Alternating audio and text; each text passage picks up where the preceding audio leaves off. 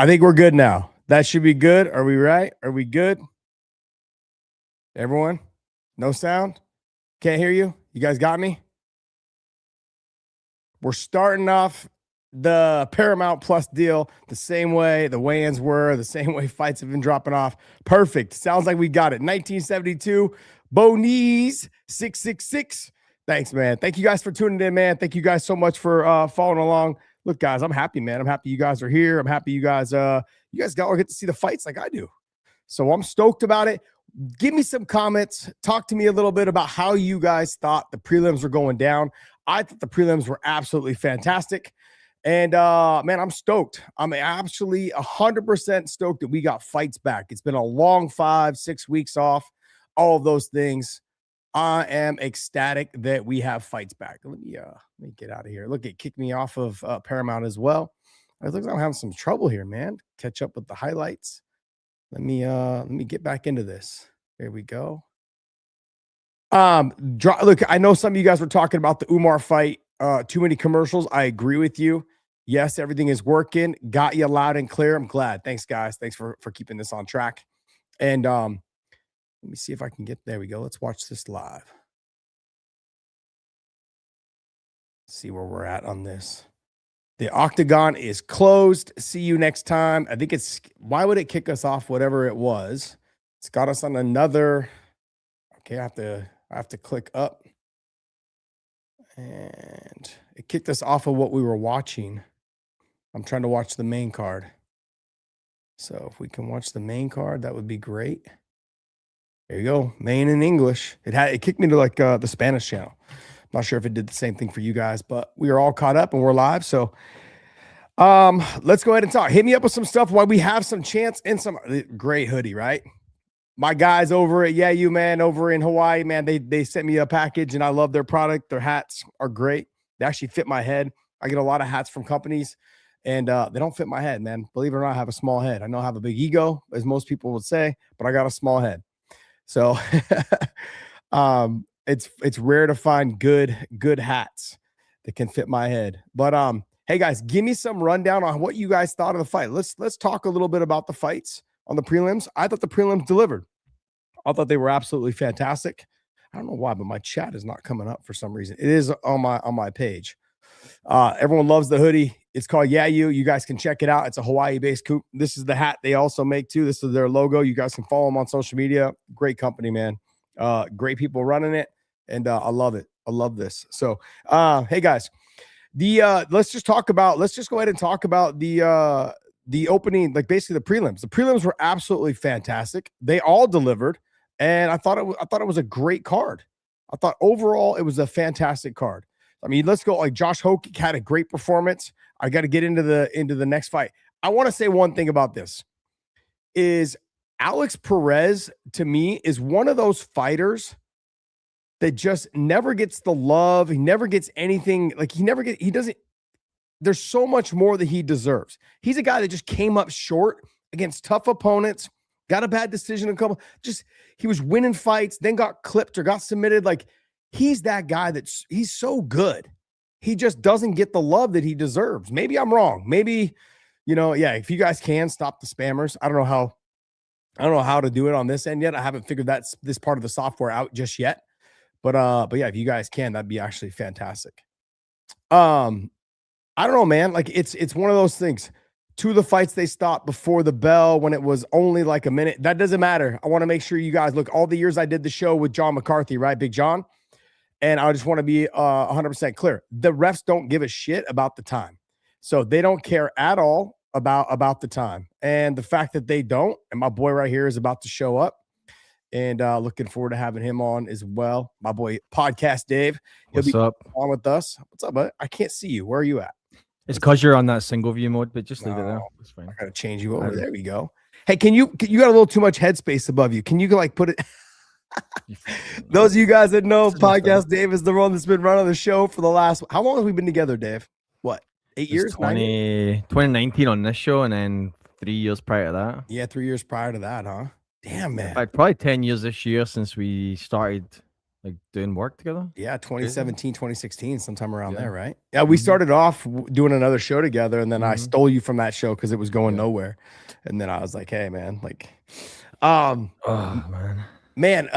I'm over here saving lives. I want to give you guys a little backdrop on this whole situation. Dave calls me like 10 minutes before, and I was like, why is he calling me? What's going on? Something wrong? And he's like, hey, take a picture. He sends me a picture. Look at the picture. I look at the picture. He's got a toothpick stuck in the bottom of his foot. Probably, I'd say probably about a half an inch deep. And he's like, how do I get it out? I'm like, well, don't just pull it out. You got to lift the skin away from it. You got to maybe do a small twist or just slowly pull it out so you'll get splinters. But his kids left the toothpicks around the house. He stepped on it. I'm over here saving lives, ladies and gentlemen, right before we're about to go live. So should I post a picture of it? Yes, absolutely. You should. Hell yeah. Let me see. I mean, I know your feet are hella dirty, but you know. I mean, I gotta walk around the house barefoot, man. I'm like, you know, I'm Tarzan, they call me. Yeah, let me ask you this. You're not I don't wear socks around my house. I can't. I'm not a sock person. I would rather be barefoot basically all the time. Mm-hmm. You know, I've been walking around outside all day today with the snow on the ground that it hit here in barefoot. Yep. Just, you know, small moments. I can't be out there too long, man. I'm getting old and shit freezes quickly. Okay, so hey, Eric Books 8551. Because Big John he only had about 3 more years before he hits his retirement age. And to be honest, he kind of was getting the itch to go ahead and go back into refereeing. And he just decided, like, look, I'm gonna go ahead and do that. I don't think people realize the podcast industry is a very tough industry now. Like, it's been flooded with so many people. And when we started this in 2018, 2018? I think is when I think it was late 18. Yeah. Early 19, something like that. Maybe even the summer of 19, actually. I can't remember. Something like that. Yeah. And then when we started it, like, and then COVID hit and it just kind of took off and sponsors were coming in big time, you know? Oh, let me see that picture. Let's pull up that picture. Oh, God. Here we go. Yeah, let's take a look at this thing. Watch this. This is him. Oh, nasty, bro. Yeah. Is it bleeding? Did you put anything on it? It was a little bit of blood. It was a little bit of blood, but did you clean it though? No, I mean there's nothing to clean it. It's just a freaking toothpick in there. I know, but you should tonight when you get done, you should clean it. You should put some peroxide or some rubbing alcohol and then throw some Neosporin over it. Hey, until they got to amputate a foot, man. Be very careful. I mean, it's these little things. Hey guys, Todd Johnson 5176. Hey man, good to see you as well. You know, and man, you think Justin KO's let's see, Ziggy ZQ4XU. I agree. I think Justin gets him out of there. If Justin can avoid the takedown, I think in round 1 or 2, in those first 2 rounds, I think he has a good chance of getting him out of there. I know it'll be tough. Even if he doesn't, I think that Paddy, this is my take on this whole situation. Paddy cuts a lot of weight. And when Paddy cuts a lot of weight, as the fight goes on in a 5-round fight, having to deal with somebody who puts as much pressure as Justin Gaethje does, I think that may potentially could be a problem. That's my 2 cents. And like, I'm not trying to take anything away from Paddy. He's the younger fighter. He's the better grappler. I don't think he's the better wrestler, but he's got the physical size. So if he can get to a body lock, he'll be able to lift maybe and kind of mat return him. There's all these little things that I feel like Paddy has. People are underestimating Paddy in ways for him to get the fight to the ground. But that being said, if he has a tendency, sometimes you go back and watch the Tony Ferguson fight, Tony was able to kind of push pace on him a little bit. Tony was able to get him to kind of slow down. And Gaethje fights I don't want to say a similar style, but he does put pressure and he does make fighters fight going backwards. And Paddy, with his chin up in the air, has the potential of getting caught in those exchanges. You know, Justin's got power. I wouldn't say it's like one crunch knockout power, but he's got power. And you know, I'm not going to rule that out. So I look at Paddy and I think to myself, he has a lot of openings, but Justin is one of those guys that can capitalize. I think Eddie Alvarez brought up a very good point today. And, you know, Eddie Alvarez's point is that Paddy's been very grateful to be in this situation. And Eddie to speak from his experience as well. I can say the same thing. When you see the person above you and you're like, I'm just grateful they're giving me a guy that I can fight and they can put me in that position to be fighting for the title. you feel excited to be there. The excitement and the focus is dialed in. That's where I think that Paddy has the ability to get this potentially done. Whereas with Justin, he's been this whole week and probably leading up to the fight, it's been about the money, it's been about the contracts, it's been about his staff, like whatever it is on his neck, ingrown hair, whatever it is. It hasn't been about like, hey, you know what? I'm one fight away from getting the interim title and having this moment. It hasn't been about that. And so that's what scares me a little bit, because you're focused on everything else but the guy in front of you. So in my take though, is that but Justin is also a professional. He comes out, he's always ready to fight. He always delivers a very similar style fight. Pressure, heavy hands, a couple leg kicks here and there, the anti-wrestling, and and put it on him. So there's got to be I want to thank you guys so much for the love from Coeur d'Alene, Idaho. Hopefully you guys are doing well in this whole Idaho 4x4 Bronco. Hopefully you guys are doing well in the storm. We got some snow here today in Texas, which is great. Kids loved it. So hope you guys enjoyed it. I want to get rid of these spammers. If you guys are in the comments, if you guys can help me out with the spammers, that would be wonderful. Appreciate you guys. They're all your currency on, what'd you say? They are getting rid of them on YouTube. On YouTube, they're not showing up, but on StreamYard, it just keeps it on there for some reason. Yeah, I don't know why, but for some reason, on my YouTube account, I can't see the comments. I used to be able to see them before. I don't know why. It says there's an error and no comments being showed. I don't know why. On your iPad? Yeah, on my iPad. Yeah. I don't know. I normally pull it up on both, but can't figure out why it's not doing it. Very strange. Very strange. Yeah. Try to close the app all the way out and go back in. Yeah. Maybe. Interesting. So guys, talk to me a little bit. Let me know. A lot of people are already complaining about there's too many commercials. But look, I'm going to take those commercials as long as they don't end up being like Super Bowl style commercials where you're getting like 8 minutes of commercials so they can make their money. I'm okay with it. Like I'll take the commercials over $1,200 a year. I'll take the commercials. Literally like we're paying what, $90 for the year to watch fights. I'll take that every single day. Let's see what we got here. Nope. Still nothing there, buddy. I don't know what it is. I'm going to maybe I'll have to switch accounts. Who knows? I don't know. It says that I'm in as for us. Who knows? Couldn't tell you. Maybe I gotta log out, log back in. I don't know. Oh, whoops. Yeah. So hit me up with some questions, guys, before these fights launch off. Talk to me about the best fights that you guys want to see tonight. What's the fight you're most looking forward to? Well, also, too, I wanted to get your guys' opinion. What is about the Kayla Harrison and Amanda Nunes fight? Do we see that fight happen at the end of the year? Do you think that Amanda, I don't think Amanda's going to fight until that fight. I think there's no reason for her to. I think she just wants that fight to stand on its own, which I understand. I would have thought maybe she would take one warm-up fight, but why take that chance and lose the potential of fighting for the title against Kayla Harrison? But what's your take on them losing this fight for this card? My take on it. They're not, yeah. Let me see your take, and then also two people in the comment section. Oh, I mean, I think that was a bigger blow than losing Justin Paddy. I think a bigger blow is losing Amanda and Kayla. We didn't lose Justin Paddy. No. I think losing Kayla and Amanda was a bigger loss than if we had lost Justin and Paddy. Oh, wow. Really? Yeah. Because I mean, you got biggest female fight of all time versus going up against interim title between two guys that are arguably not the front runners for the belt. Hey guys, do you think we should have Podcast Dave on bad takes next? Because he's giving out some bad takes. I love it, man. Hey, did you need to switch between prelims and main card on the app? Are they already on?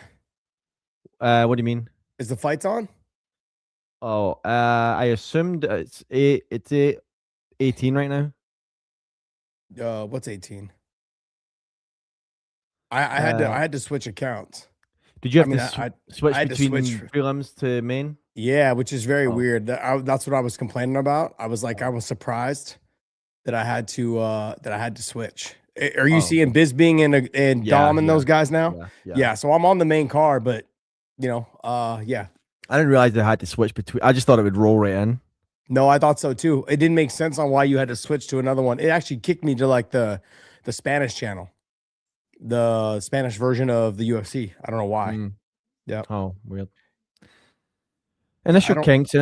So it'll get figured out soon. Yeah. I mean, look, for some reason they couldn't hear me when I first started off. So, people, I love it. These guys are giving you a hard time about how the Paramount, not the Paramount, but the, they're not showing. Yeah, they're saying it's not showing the main card, but I think, guys, you gotta probably close out and go back in. Yeah. You've got to get out of the, that's a big problem. You got to get out of the place you were at. Get out and get back into where it launches to another one, which they're gonna have to fix that. Like we shouldn't have to switch, especially given it's live TV, right? Because live typically just rolls right over. Yeah, you would think. Yeah, we did. Meat Rocket 169. I did see Jean Silva's reaction to seeing the belt. Let's dial it down. The guy was acting. Okay, it was a total. He was playing a bit there. I think he's a very emotional fighter as well. He's fun to watch. I think it's fantastic to see his energy and his love for the sport. But yeah, I had to switch it to. They switched me to the Spanish channel. That's what they did to me as well. Eric Books 8551. Yep. Says, how can I watch main fights on Paramount? Shiz, I don't know. Shiz, where are you at, buddy? I don't know where you're at. If you're like, I know you're on here all the time. Shiz, I appreciate your support all the time. Shiz is probably one of my biggest super chatters, and I want to thank you always, man, Shiz.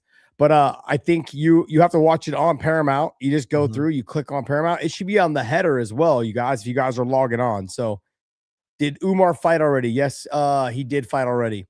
How was it? I never saw it. Yeah, he was the last fight on the main. How did it go? He won, but it was one of those fights where like he should have. I don't want to say he should have performed better. He fought a very technical fight, controlled position, dominated top position.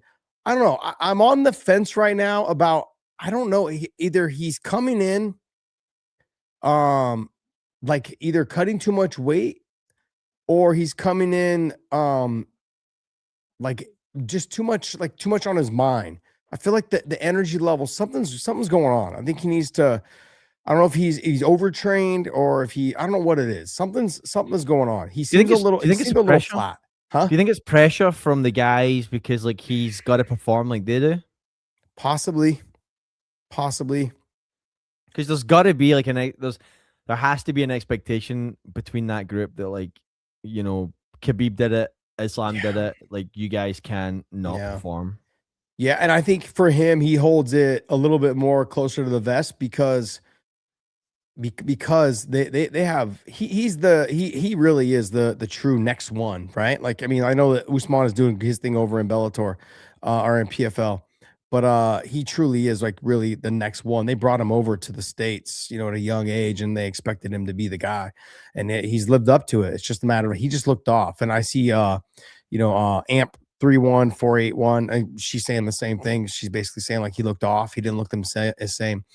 Shiz 19, you're in Australia. I think Australians and Canadians got to pay for it. I think it's like $19 or whatever your guys' money is over there.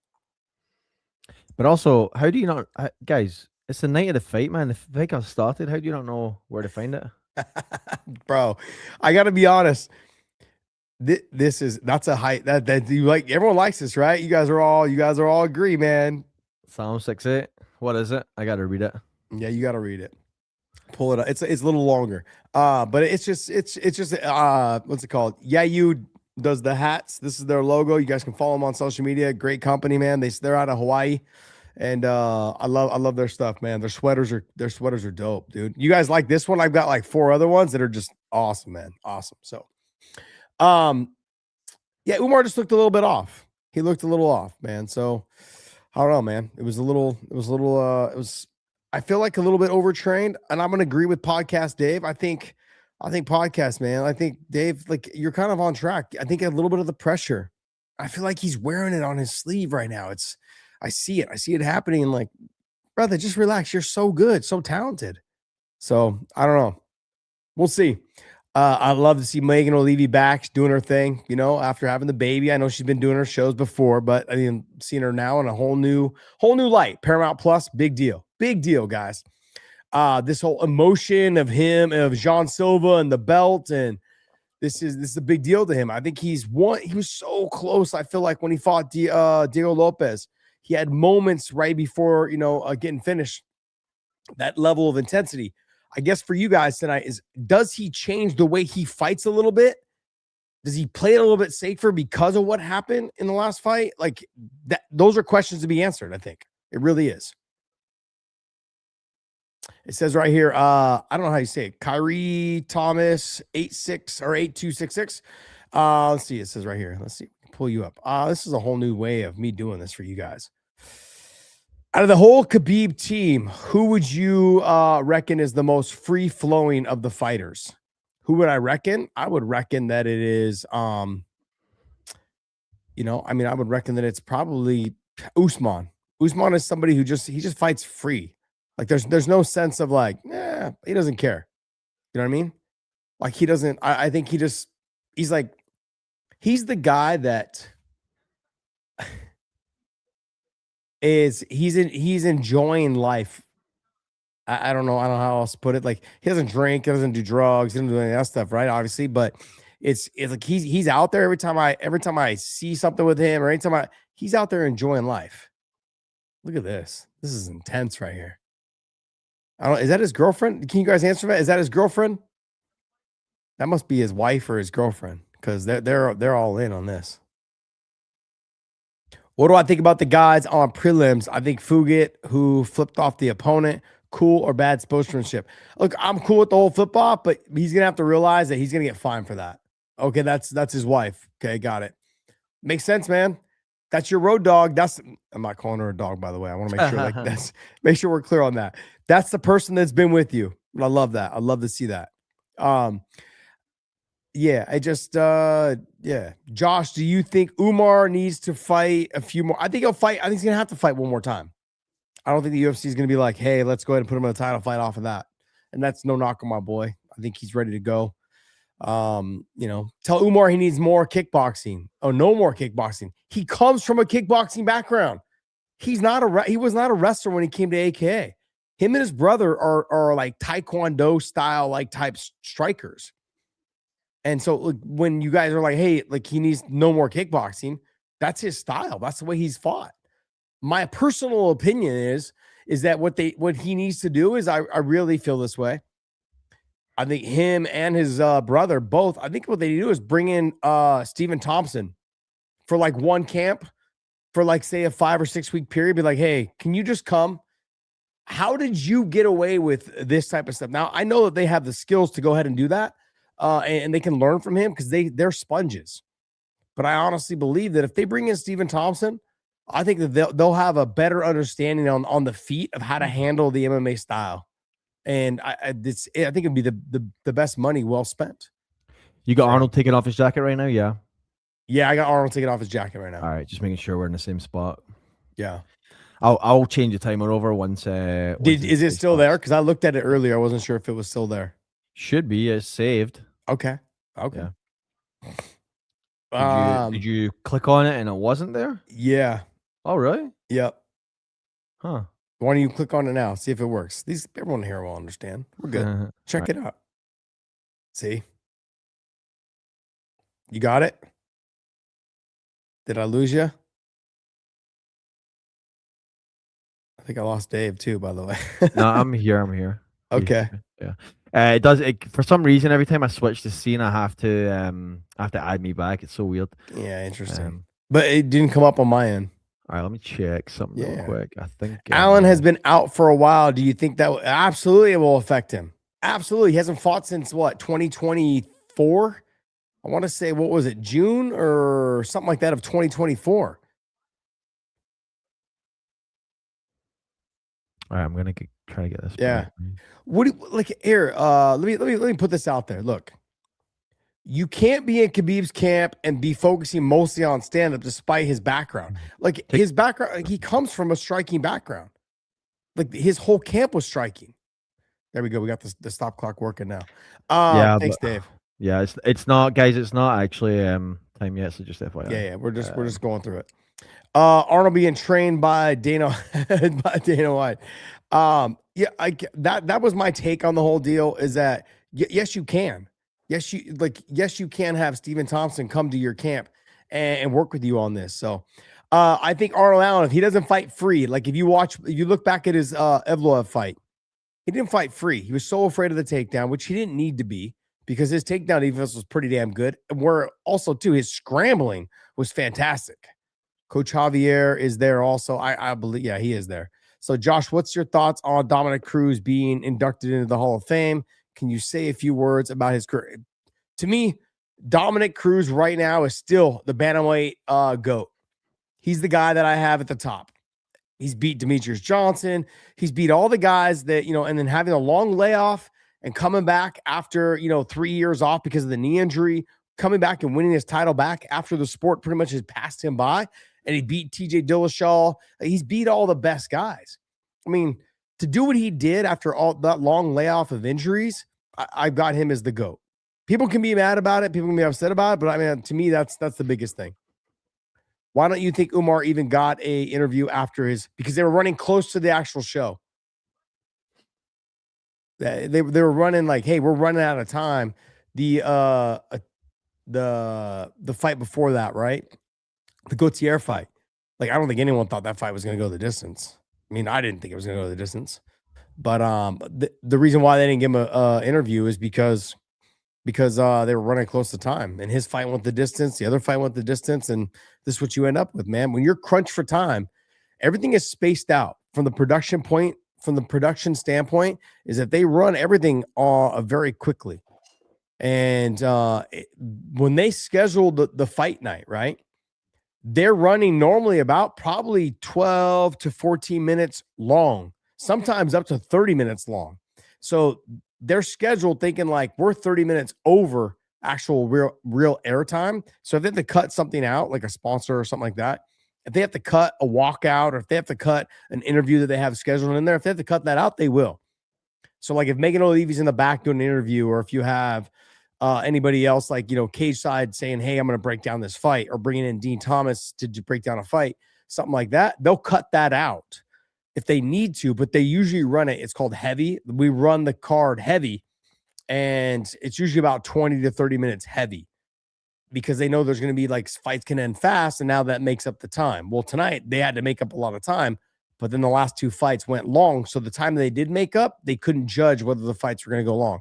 Here we are. We're at 4:52, 4:40. Where you at, Dave? You got 4:45. There you go. You're on. Okay.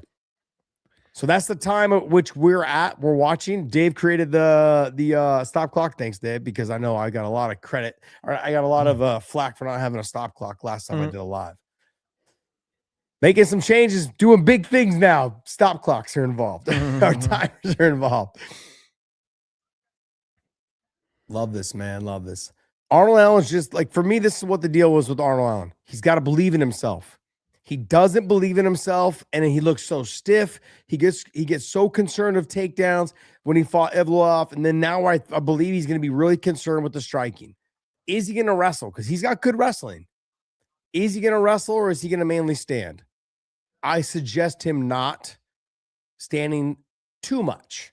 I think he can stand. He's got stand-up, but I think he should actually try to threaten the takedowns to make John Silva a little bit more hesitant on the feet. Right now they're circling. Right now there's, touch. You got Arnold Allen kind of pawing out the right hand.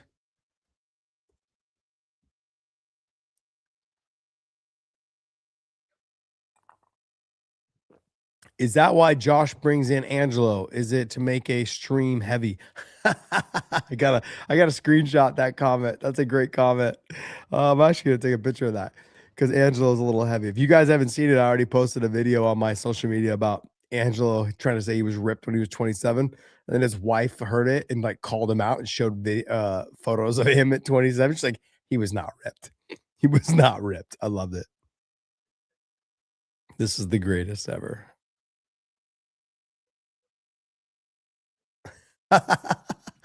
Oh, it's gonna be funny. Okay, so I also, while we're at this, I want to talk about I want to talk about the bonuses. Do you think because we have the $25,000 bonus for finishes, that's why we had better prelims? Is that why we had all the finishes? I feel like we should be able to block these accounts that spam. Just block the account, not even just what they're spamming, but block their account from being on the channel. Ooh, nice. They're not. They're getting removed immediately. So if you're on anybody, it's only you and I can see it on the admin side. So people on YouTube can't see it. It's not that bad. But yeah, appreciate you guys. Whoever's removing them, who's removing them? Dave, you or them? Well, who's the mod right now? I think it's Meat Rocket. Meat Rocket, yeah. Meat Rocket, Lazy Bed.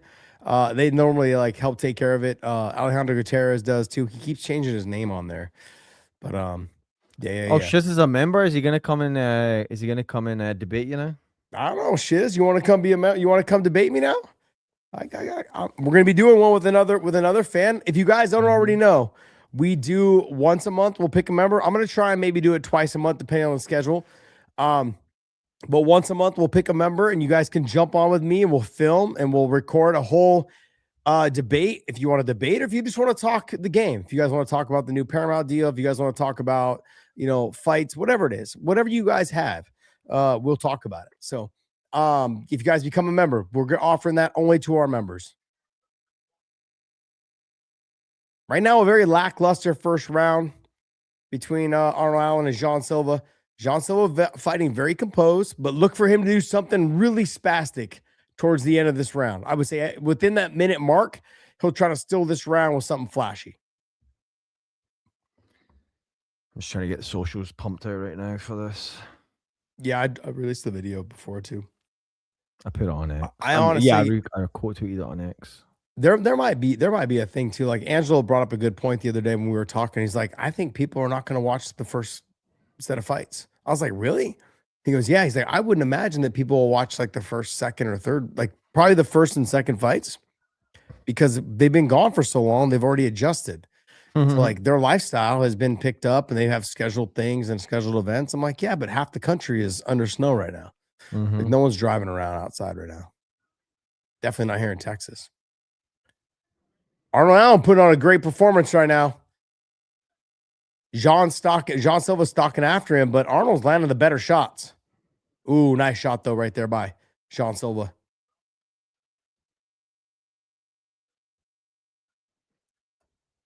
Hard to fight though going backwards.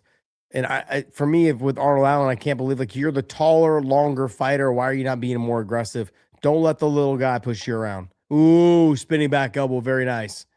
Oh, nice. I called it. Right when I said, look, he's going to try to finish the round with something spastic.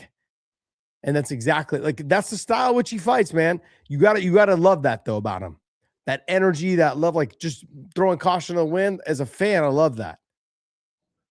I love that. Do you think JBJ has a fight in White House? I actually I'm leaning towards John Jones fighting at the White House. And the reason why I'm leaning towards that is because I don't know if they're going to be able to get the Conor McGregor contract done. There's so many things that we're finding out as we're going right now. Like Conor he got a percentage of sponsors. Well, there won't be any sponsors apparently at the White House. The White House can't be associated with any type of money coming in to whatever company they have on there. They can't say like, hey, the White House had, a Budweiser company, or maybe they're getting paid by them. They can't have sponsors at the White House. So that being said, Conor was supposed to get paid like sponsorship money. You got a percentage of that. Well, gate. There's no gate. No one's paying to watch fights at the White House. There's no gate. So 5,000 people, none of them are paying. So how does he get paid for that? And then his pay-per-view numbers, how are you going to pay him in terms of pay-per-view numbers? Like he was getting paid, I want to say he was getting paid, I think $5 or $7 per pay-per-view buy. So that's big time money. How do you do that? And how does that translate to Paramount and their viewership there? So there's a lot of things. I don't know if they're going to be able to get that deal done. The Conor deal before the White House card, it's going to have to. Conor's been easy to work with, from what I understand, with the UFC, but I don't know if they're going to be able to get it done. There's a lot at stake. So I think John Jones has the potential of fighting there because the Conor deal is so, there's too many intricacies that they have to get done. Details, a lot of details. I don't know, man. I think John Silva snuck out the last round with the way he finished the round, the last 4 or 5 seconds. And then I think Arnold Allen was pretty much winning the rest of the round, but only by pot shots. I guess Silva by TKO on this one. Oh, you do? Mm-hmm. Did you put it? Oh, nice takedown. Nice takedown. No money. No. No money? Oh, you didn't put any money down? No. Getting a little soft. Arnold Allen, this is my take on him, is that he's so concerned about being countered, so concerned about, like, if he just fights like that, comes hard with the straight left, right hand, or right hook, left hand. Like, if he fights like that, I think he has a good chance of winning almost all of his fights. He can fight. I think he's just a fighter by nature. The problem is, though, is that he's so concerned about getting countered or hit. John Silva. This is not the same John Silva we've seen before, but this is also a big step up in competition. I know he fought Diego Lopez, but Arnold Allen doesn't get the credit he deserves.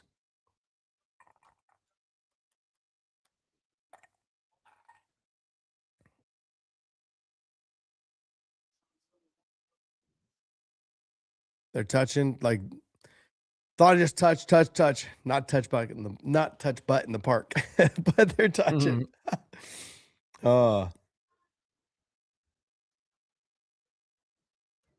Straight left, beautiful straight left by Arnold Allen. Love it. Big knee.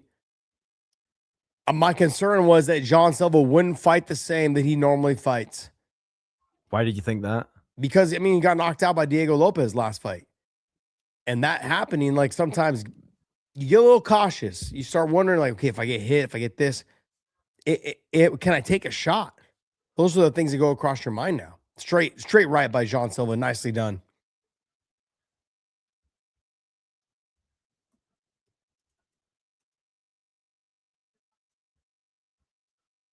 Yeah, it says right here. So Chaz Bono's manly beard for 40-31 says the most. Oh, beautiful spinning back elbow by Arnold Allen. Says what time, go sorry, ahead. what time are you at right now? I'm at 138. Well, okay, you're a few seconds lag now. That's all right though. Oh, I'm lag? Yeah, you're slightly behind. Got it. 130, 129, 28. Yeah, you're 5 seconds. Yeah.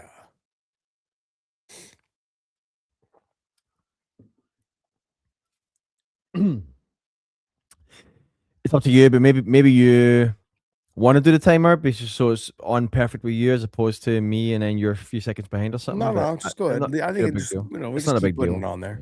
Yeah.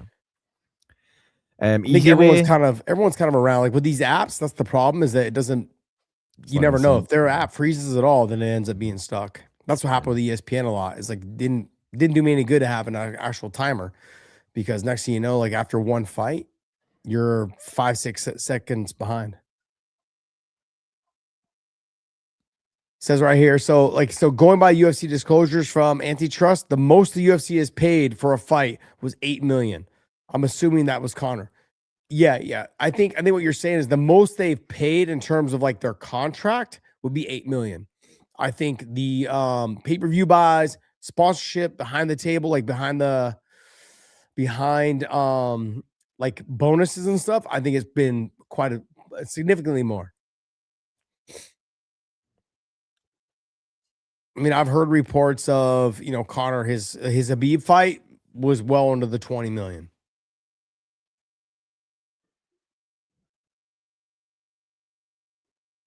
Ooh. I mean, who won that round? Give me who do you think won that round? You don't ask me, because I'm gonna ask you. I wasn't watching close enough.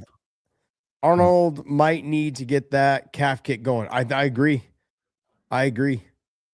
Satch, how do you say your name? Satchet Thapo 542. Yeah, I agree. Oh, 2-0 Allen. Ooh. Allen won the fight. How did Allen win the fight? It's not Still a round left. it's not even over yet. I think it's 1-1. I think Jean Silva won the first. I think Arnold Allen won the second. So I think it's 1-1 going into the third. 1-1 going into the third. What do you think, Dave? You think people are where they're at in terms of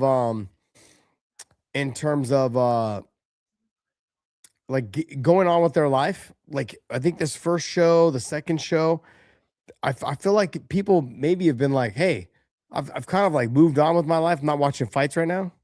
Nah, I Nah, think he's like, nah. I think Dana's going to come out in the post fight. He's going to tell you it's the biggest card ever, and Yeah. we just got to believe him. Yep. Because I think the numbers will come out though eventually. Ooh, nice push kick to the face though by Jean Silva. Big time. 440. 440. 440. Yep. Oh, you're at 434. Yeah, there we go. I'm just There you thinking go. it. Got it. I'm at 430. Yeah, I'm at Seconds behind you. 420 Gotcha. to 120, 19. Yeah. It's anyone's fight. I mean, I actually thought that Arnold Allen would come out a little bit more rusty. And I saw that in the first round. Like, not willing to pull the trigger, not willing to get after it.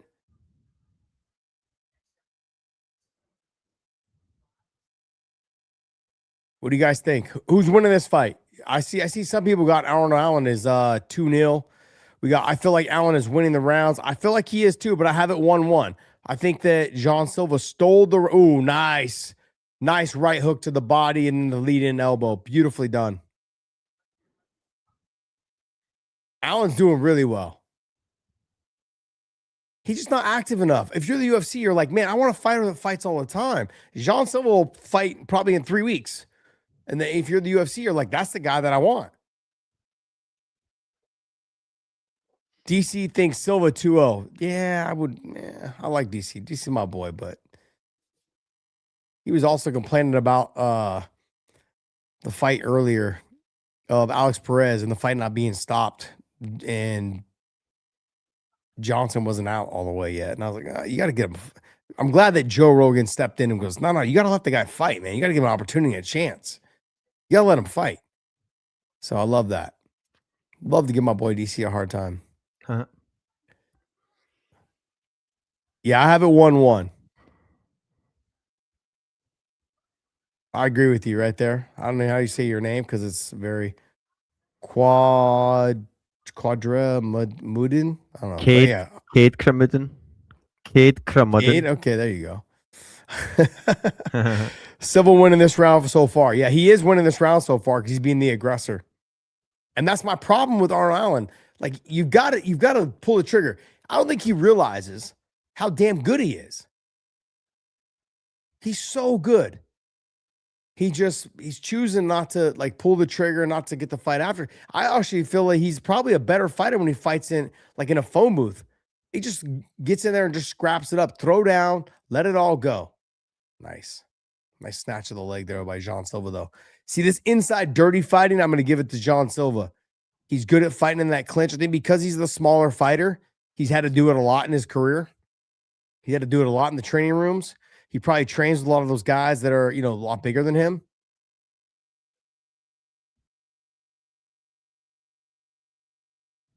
Yeah, good.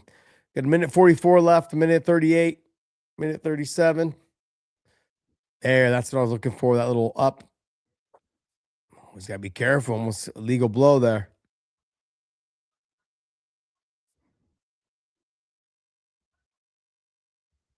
Yeah, he's almost took his head off. That was almost Yves Edwards, Josh Thomson. Ooh, that was nice. That was nasty. There you go. Get after him, man. You gotta get after him. He's not throwing, he's just walking in and not throwing shots.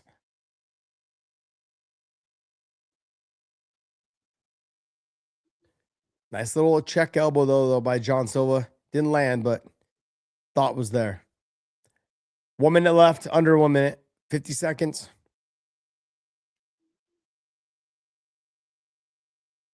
These guys, Good fight. Good fight. Back and forth. Just would like to have seen one of them try to like really try to stand out. Look, he's like pointing at the ground. Let's go. 40 seconds left. Oh, it looked like he rocked John Silva with that straight left. When guys start doing that, you know that they got hurt a little bit. Just go, go. Arnold not willing to go. Throw the punches, man. This, head kick by John Silva. Beautifully done. That rocked him. Hit him again. Nice foot sweep. Beautifully done. Stepping off the back. Little showcase there. But if you don't like it, do something, man. 3 seconds left. That won him the fight. The showmanship, all that stuff, won him the fight. Arnold Allen will be the potential. Arnold Allen will be the fighter. The potential was there. The belief was not. Sure. It's horrible, man. I said this his last fight when he fought Evloev. I'm like, what are you doing? All the potential is there. You just like you don't fight that way. Brutal, man. Brutal. He's gonna lose. John Silva's gonna make his way up in the rankings. I like John Silva, so exciting for that. But yeah, when you have a fighter with that much potential, and if you're a coach in a corner, you're like, damn. You know what? I want to see this guy's face. There you are. There you are. What's up, buddy? Oh, me? Yeah. Oh, sorry. I was on a different screen right now. I love it. I was on a different screen. Allen's body gasped because of all that early back foot. Yeah, I agree. This is a very true statement right here. Very true statement. People think like, oh, when you're circling and getting away, like, oh, like you're trying to avoid the fight. You get more tired doing it. You get exhausted. Doing this. Do you have Silva 2-1 in that, or do you have? Yeah, I got him 2-1. Okay. Yep, 2-1. First and the third. Yeah, and here's another one. This is another one right here. See, didn't believe. That's the problem. That's the problem. Didn't believe in himself. I said once again, he didn't believe in himself. That's the hardest thing. So here, they're going to announce it right now. Can you hear it? Because I can't hear it. I got a small amount of audio, just enough that it's not going to come through the mic. Okay. 29-28. 29-28. Yep. Unanimous decision. 29-28 across the board. Yep. Can you hear Bruce? No, I didn't hear it. Okay. I heard Bruce yell, but I didn't hear what the announcement was. I'll summarize this for you right now. You should have captions on, but I know you can't read. You can't read? You can't read? Silva wins. I can see that Silva wins, but I'm like, for me, honestly, he's like Arnold Allen is, to me, could have been the better fighter tonight. All he had to do is just pull the trigger, throw caution in the wind. If I'm his coaches, man, I'm telling him like we've got to make some changes. You can't be this good of a fighter and leave it like. How old is Arnold Allen? How old is he? Arnold Allen is how? Yeah, how old is Arnold Allen? Arnold Allen is. Let me see how old he is. I'm just trying to hear Joe right now, so I can. Yeah.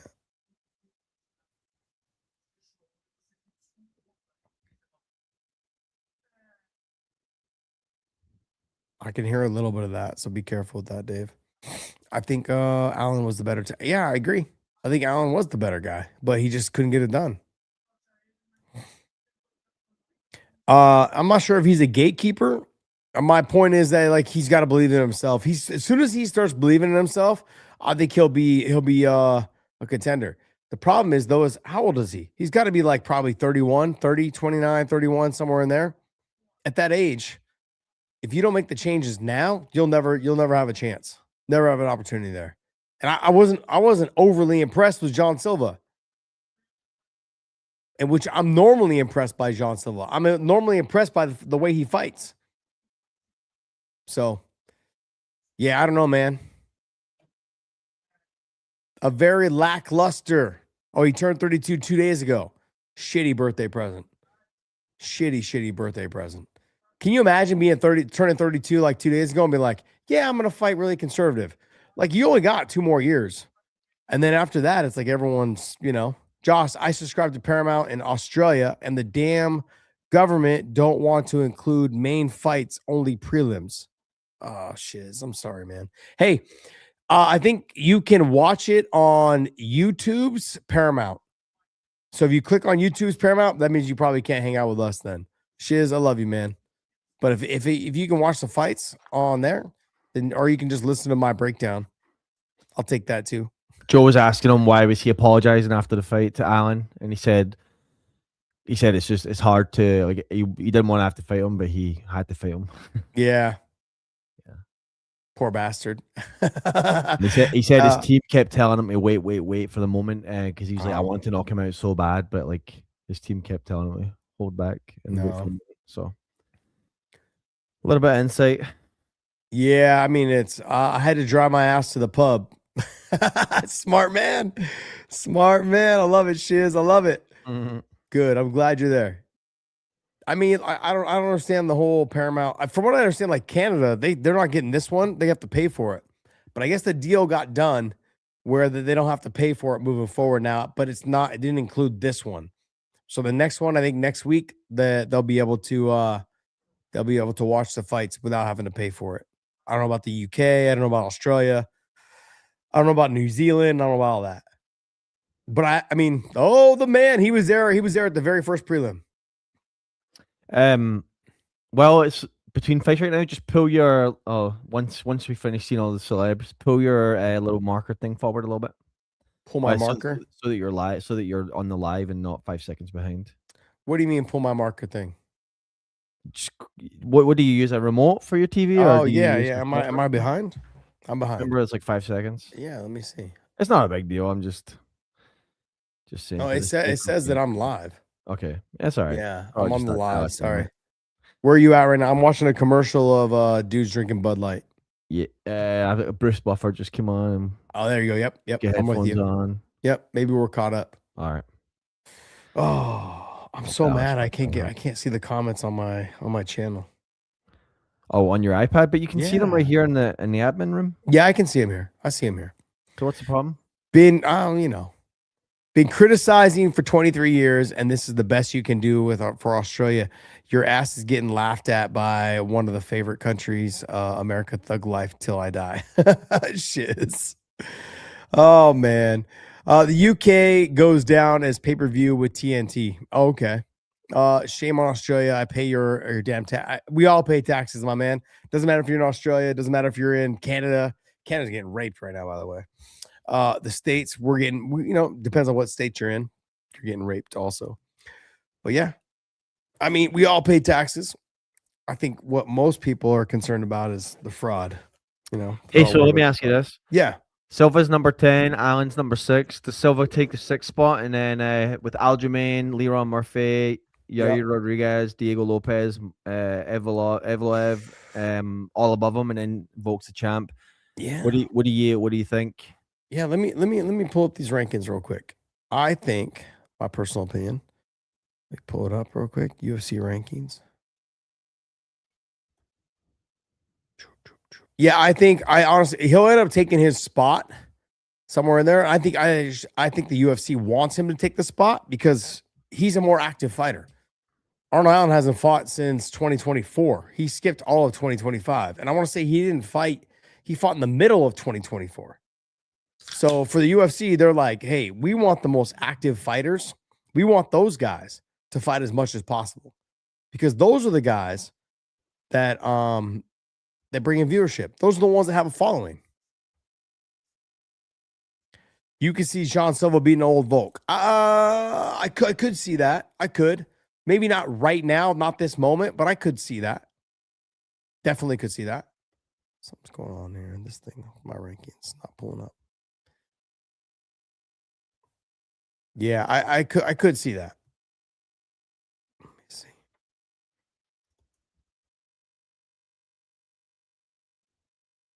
Dun, dun, dun. I mean, what's the next fight on this card? Oh, Natalia Silva and Rose Namajunas. I was really excited for this fight. This is the fight that I was probably one of the more excited about. I just think I didn't realize how big Natalia Silva was. She's huge.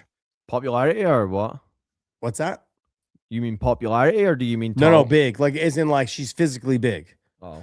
And then you see Rose coming up from 115 to 125. She's had a couple fights now at 125. I think the power will translate. I think Rose will be able to, if she does connect, she could put her away. It's going to be a little bit tougher, but I think there's the opportunity there for her to do it.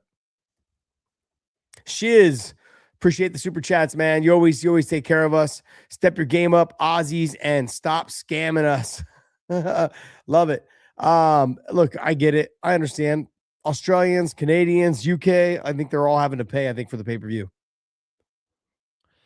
It's all right, Shiz. You're at the pub, get a drink, enjoy yourself. Yep. YMCA hot. I love that. What is that? Hat or hot? Oh man. This is hot. This is hot. This guy. Look at that shit he wearing around his neck. How much do you think that costs? You think it's real or fake? I think it's real. You think so? Yeah. Hold on. But why? Like, would you buy that? Did you hear Paddy bought 250 tickets to the event to bring people? Nice. Good for him. He spent over 150 grand on tickets. Jeez. That's just so he could bring people from Liverpool. Lorenzo M888 or 88. Thanks, man. Appreciate you, buddy. I'll show you. Oh, wrong one. See your member up there as well. Those are real. Yes. Do you think they're real? Alejandro Gutierrez. Did you see the member? That's Alejandro Gutierrez right there. Yeah. Oh, the Esco Tofi. Ring rust affected Allen. Thanks for the new membership. Appreciate you up and up. Hey, you guys, become a member. You guys have an opportunity to jump on with me during the show, and we can actually debate whatever the topics are that you want to talk about. So Natalia Silva is bad as hell. Do you mean like isn't she can fight? Or do you mean that because she's super, super sexy? That's another thing. Scouser, massive turning up in Vegas. I think that's a UK thing, and that's an Irish thing. I get it. But can Natalia Silva get it done? Can she get it done against somebody like Rose Namajunas, who's got power in her hands? She's good on the feet. She got great lateral movement. She fights long. And to see what she did to Joanna Jędrzejczyk, who's one of the best strikers, and what she just did right there to Weili Zhang, like, I mean, she's got it. So, love watching her fight, man. I'm a huge Rose fan. I think Rose to me is. I didn't like that she went up. I wanted her to stay at the 150-pound weight class because I think there's so much there still for her to do. But I get it. She wants to capture two divisions. And to me, capturing this division, 115 and 125, I think it means more to me than it does when Amanda went up and fought, 145 and 135. Like, I don't know, maybe, I don't know, maybe it does, maybe it doesn't, but that to me it does. Yeah, there is too many ads. I'm seeing the same thing. I get it. It's guys, yeah. You got to keep in mind we're on Paramount Plus, guys. We're not on. It's free. Yeah. We can't complain about this. And I also want you guys to know, well, I want you guys to remember, Dave, do you remember in the pay-per-view model, they still had commercials? Occasionally. They still ran commercials. So it wasn't like there was no commercials. They still had commercials. So Darren is doing influencer boxing now. Too many ads. I agree. There is a lot of ads. If Rose wins, let's see what this says. If Rose wins, she fights Valentina. I agree. She probably does fight Valentina at the White House. And I would be 100% okay with it. I would love to see that. So I would love to see it.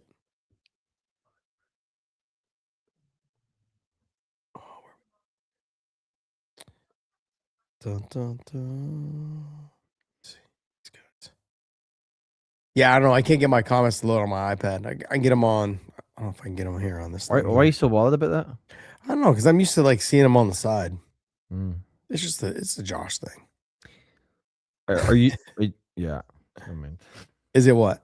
It's a. No, I was gonna say, are you on the studio right now, or are you on something else? Are you on the? No, I'm not on the studio. No.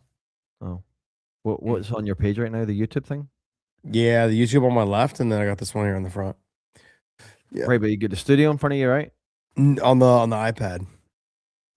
Oh, Yeah, it's just not. I don't. Studio's not on your laptop. No. I'll pull it up. Are you watching it through the studio? Yeah, because how can you add the comments on the screen? Oh, through StreamYard. Oh, that's what I meant by studio. Oh, gotcha. No, I got that. Do you think Rose is leaving Trevor Whitman to train with Barry as head coach was a bad idea? I don't think so. I think that, what happens is when you get comfortable with a coach for too long, I think there was moments, believe it or not, there was moments when I thought about leaving Javier and leaving AKA. And then, I went and trained at other gyms and I was like, this just isn't for me. I spent so much time training with Hav and Bob Cook and the guys at my gym that it didn't feel right. Like it just, but for her, she's got a whole family back at home. Like is in terms of like the family and the group she trains with when she's not with Trevor Whitman. So it makes it easier just to stay put, stay where you're at and train with the coach that you have. And somebody, I think they're a couple or they're married or something along those lines. So that being said, I think, it probably made it easier for her to make that decision. That's a hard decision for me with Hav. I was all in on the Hav situation because like I was the very first fighter that convinced him to like really control the team and be the coach for the team. And that being said, like I was really invested in that whole situation. So Shiz a member now. Did you know that? What's that?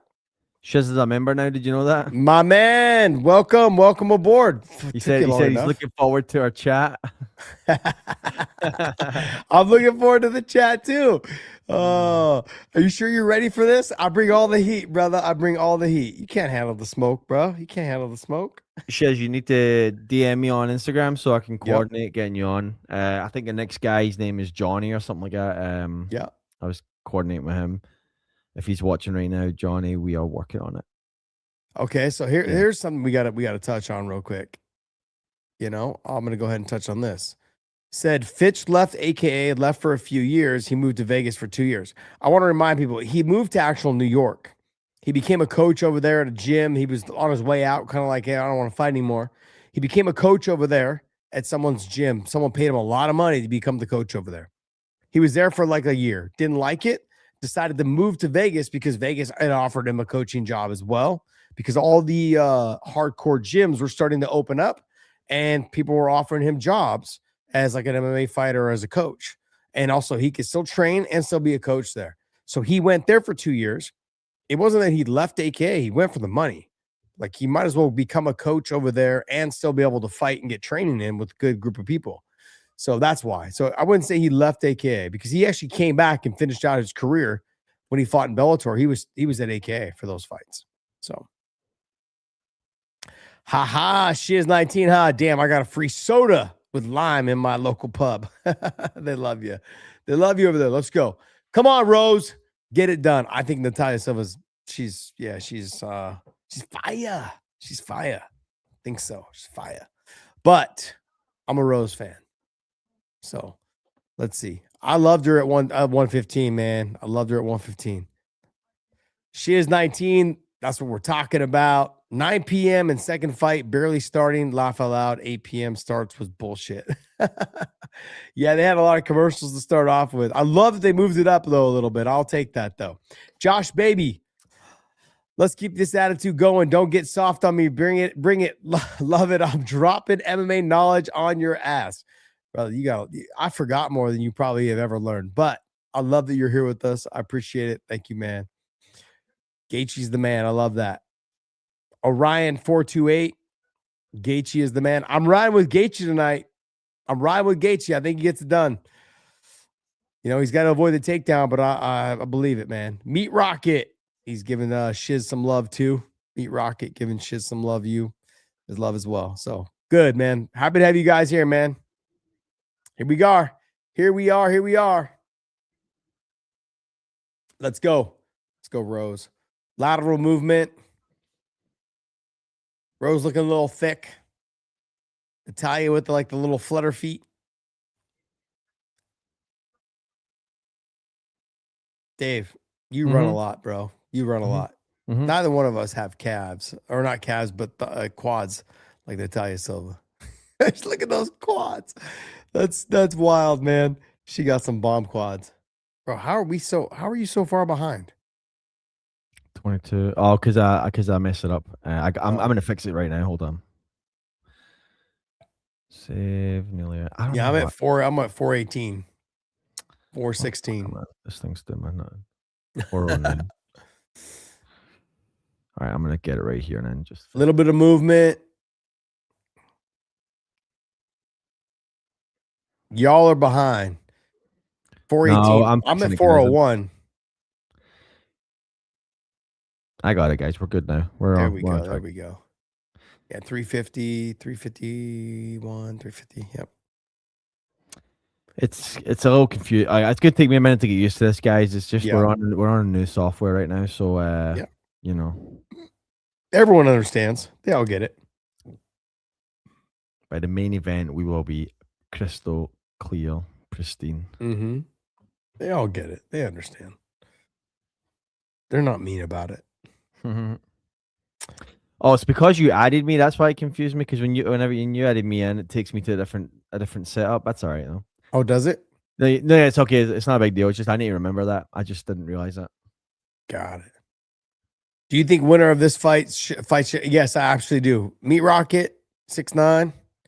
Yep, the winner of this fight Shevchenko next. I can't see them giving her somebody else.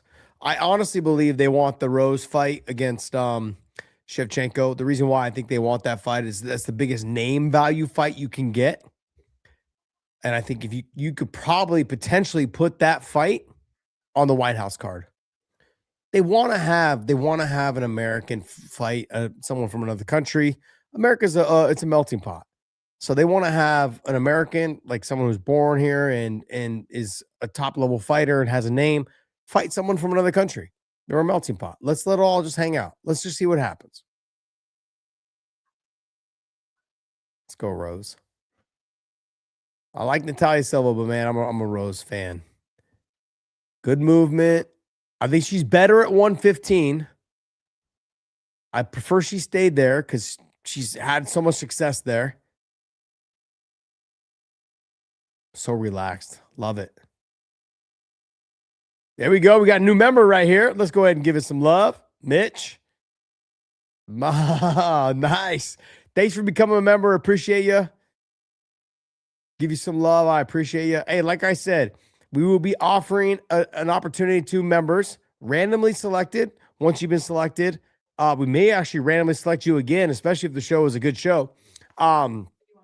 But you guys will randomly be selected to jump on and debate me or talk to me about fights and ask whatever questions you want one-on-one, and we'll feature you guys on our YouTube channel. So I want to thank you. Mitch, 11 Fitness, appreciate you becoming a member. Thank you so much. Do you want to see a baby? Yeah, I want to see a baby. I see you. I'm on camera, so. Okay. Oh, here she goes. Hey, look at all that hair. Holy cow. Look at that hair. Oh, she is adorable, man. I love it. Say hi. You guys, this is what life is in our real life, man. Hi, beautiful. How are you? Look at those eyes. Look at those. She's like, Papa, save me. Who's talking to me? Oh, man, I love it. You guys got to understand, man, this is our real life. This is what Dave and I talk about all the time. Josh, when are you coming to TriStar in the Canadian in Montreal? Bro, as soon as Shiz 19, as soon as TriStar gets there, as soon as not TriStar, but as soon as Canada. I love it. Oh, she's adorable, man. Good thing she doesn't look anything like you. She looks like Tanya. Yeah, she got a lot of hair. See, that's awesome. Hi.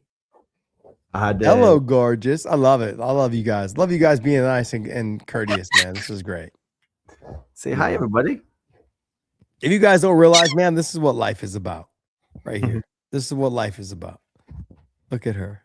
I have the Theragun.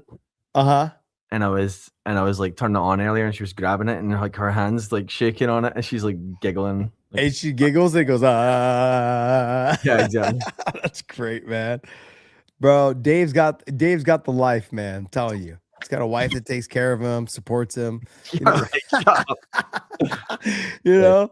Takes care of you, supports you. She bought him the houses they live in. Like she's doing everything. I love it. She's adorable. Oh man. Hi, beautiful. She's gotten so big since the last time we saw her. Who's that? That's Mr. Josh. Jeez. Yeah, I would say Rose. Alejandra Gutierrez. Rose won round one. Close round though, but I mean, I get it. Rose won. She won round one. Where'd she go? I'm gonna send the beast packing. Send the beast packing. Oh, you can leave her here. Ethan Barker, 86-55. Yep, bro. This is what it's about, man. I'm telling you right now. Yep, Dave's winning at life. Truthfully, he's winning at life. All right, here we go. Round two. We're in. Are you eating my AirPods? Yeah. She's eating my AirPods. She's awesome. Here we go. Round two. A lot of touching, man. Come on, Rose. Stay long with the shots. I feel like the UFC doesn't care anymore. They're at a level where they don't care who wins. You know what I mean? But there is a little bit of like, okay, look, we can match up Valentina versus Rose, and that fight would do big numbers because Rose is a draw. 100% Rose is a draw. Valentina, I think, has lost a little bit of her luster as she gets a little bit older. But Rose is there, man. Rose still has I think a lot of people love her. Like the fact that she's, I don't know. I feel like the shaved head, the strong, willed woman. Like she's very confident with herself. She says what she wants inside there. I think she puts off that aura of loves doing what she does. She lives her life. Nice little left jab right there as she landed. Natalia's just not pulling the trigger. She's doing a lot of movement, a lot of stuff, but nothing's coming out. What's up? There we go. Do you have a prediction for this one? Yeah, Rose, I had winning the first round. She's winning the second round right now. So, I mean, I had Rose winning the fight. I thought she'd be able to catch Natalia Silva, though. I didn't think Natalia would be this conservative. She's just not pulling the trigger. Oh, nice shot, though, by Rose on the exit. Do you feel like fights like this are kind of telltale signs for the future of the up and comer? Like when they just can't figure it out. Like Paddy came over and we said he's the best. He's blah blah blah, and then he comes over and he just can't seem to get off. In the two UFC fights so far, do you think I mean, Natalia can fight. The thing is, I think when you get in front of someone someone who has a name like Rose Namajunas, I think they kind of clam up a little bit. That's really what I think. I think fighters, when they see somebody in front of them, you see them kind of clam up. Now, Patchy's a whole different story. I can't tell you what went wrong with him. I don't know. I don't know what the deal is. I know that he had left, I think, Extreme Tours, and he was kind of doing his own thing. That might have been what the problem was. I mean, that's what I was hearing about around from some coaches and trainers that had worked with him before. And I don't know. I can't talk on the Patchy thing because I don't know what the problem was. I know his level of potential, but Rose and Natalia Silva. Natalia is somebody that she has all the levels to get to the title. I think when you're standing across the cage in front of someone like a Rose Namajunas, you're like, man, this girl, she did this, she did that. Beautiful takedown by Rose Namajunas. Beautiful. Sometimes you get deer in headlights. You're like, oh my God, this guy. I take it back to what's his name? David Martinez. He fought Jose Aldo. And he even said, I looked at Jose Aldo and I'm like, for the first two rounds, he didn't throw any punches, didn't throw really any kicks. He's known for his kicking, he's known for his striking. And he was just in awe, I think, of I'm fighting Jose Aldo. And it cost him the fight. So I think you get a little bit of that with Rose because Rose is one of the original females that just had success from the jump and just the aura about her. And she's just such I think, a kind person. And I think a lot of fans just love her for who she is. I think Natalia Silva is in that first round, looked at her and was like, I can't believe I'm out here with her. And it showed. Second round, Rose is just taking the fight to her now. So if Natalia Silva doesn't win this round, she's lost the fight. unless she gets a finish in the third round. Big time fight, though. Big time. This automatically, I think, goes right to a title shot, and I think they want to streamline Rose Namajunas to a title.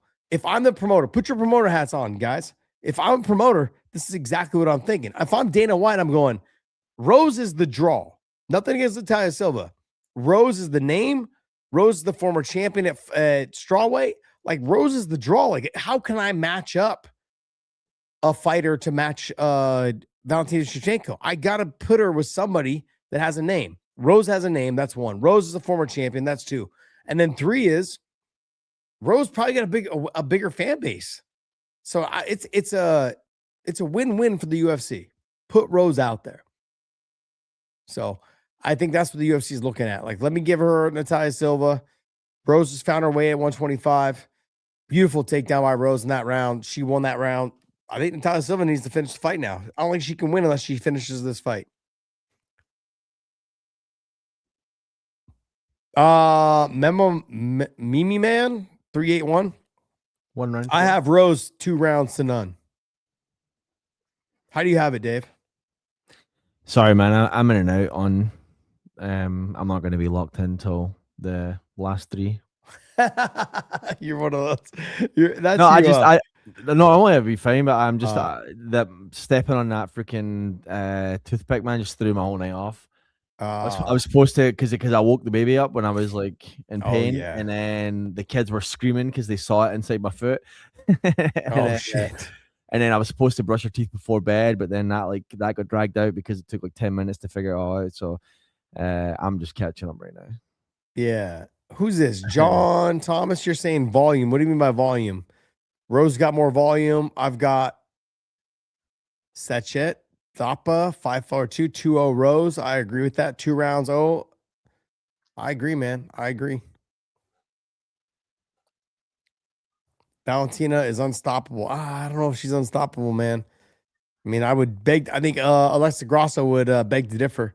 We're at 440, 430. Where am I at? 436. I'm at 435. I'm ahead of you. Okay. Still, I'm 5 seconds ahead of you, I think. Okay. If I'm Natalia Silva's corner, I'm telling her, you got to pull, man. You got to pull the trigger.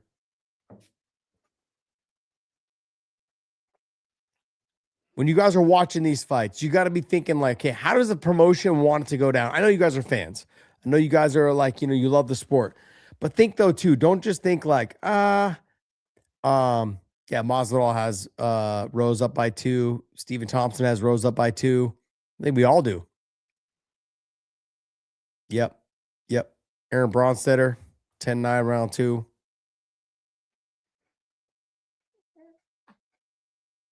Yeah, nice right hand though by Rose. Rose is really finding her stride.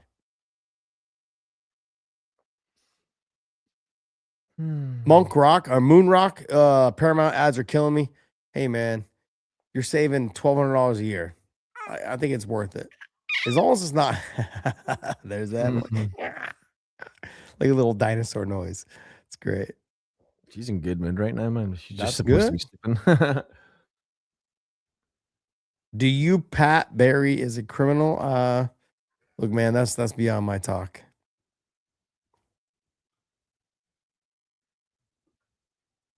Ooh, nice spinning back kick though by Silva.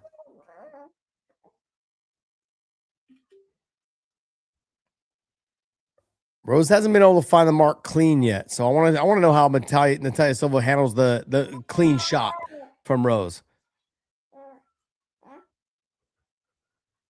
Yep, we saw it. I would agree. The Antoine Willis, I would agree. Like she was able to big shot.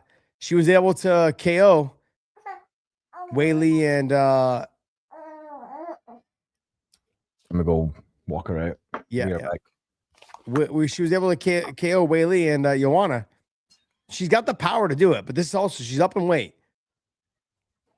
How does she carry the weight? Can she fight better at 5 rounds? This is a 3-round fight. I get it, but Natalia is actually pulling the trigger in this round, and Rose is having a hard time with it. Beautiful right hand. Beautiful right hand. Yep. Beautiful.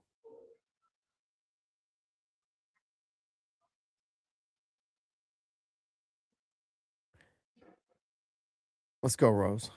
Let's go. Let's go.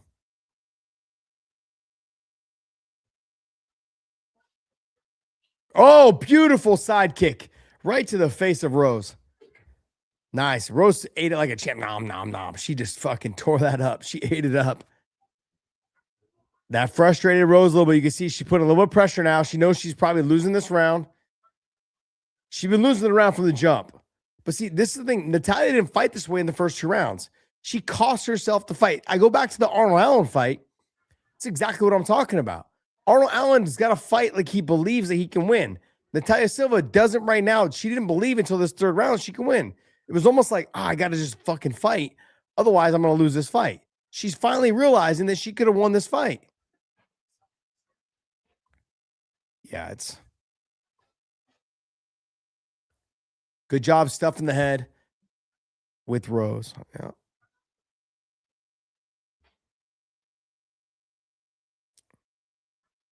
Yeah. Nice. She's on top now.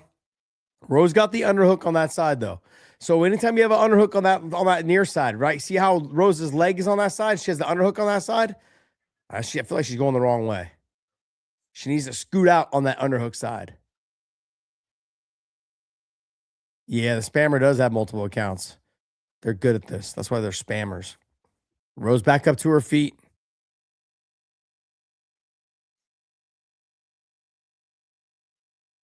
Yeah.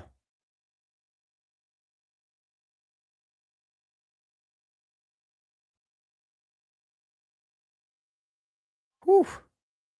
Rose swinging. Nice work, though. Nice work. Natalya Silva came back in that 3rd round. She came back in that 3rd round, but I don't know if it was enough. I think Rose, she won rounds 1 and 2. We'll see how the judges score it. Judge's been a little bit weird tonight, so we'll see. We'll see. We'll see. Rose 2, Silva 1. I see where everyone's going with this. I get it. I think Natalya Silva wins, but it's close. How? TP, how do you have that? How do you have that score? How? Who won it has to do with who won the first round. I think everyone kind of agrees that Rose won the first round.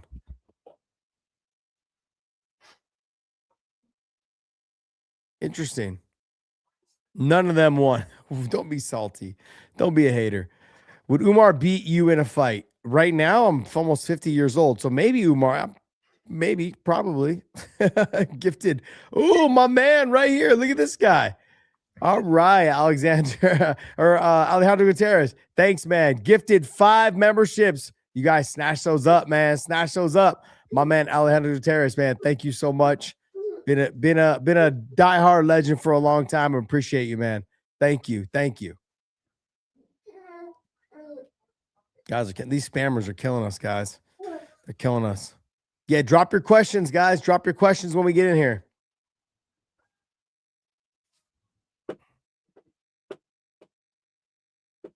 She got the W? Oh, did she really? Bad judge call? Oh, man. Horrible. Oh, come on. Just horrible. Wow. Whew.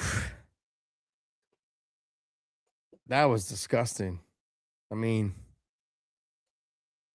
oof. I wish we could lay out the X account, like all the fighters and their comments. They won't show that, but it would be brutal. Brutal. I feel like you have to comment on this. You guys can be part of this with me.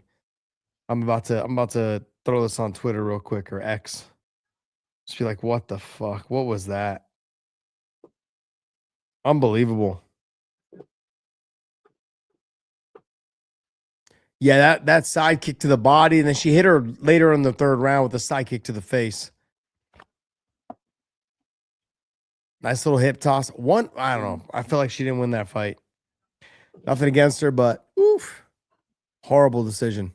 Honestly, it was hard to score. I agree it was hard to score. It came down to the first round. I thought Rose won the second round for sure.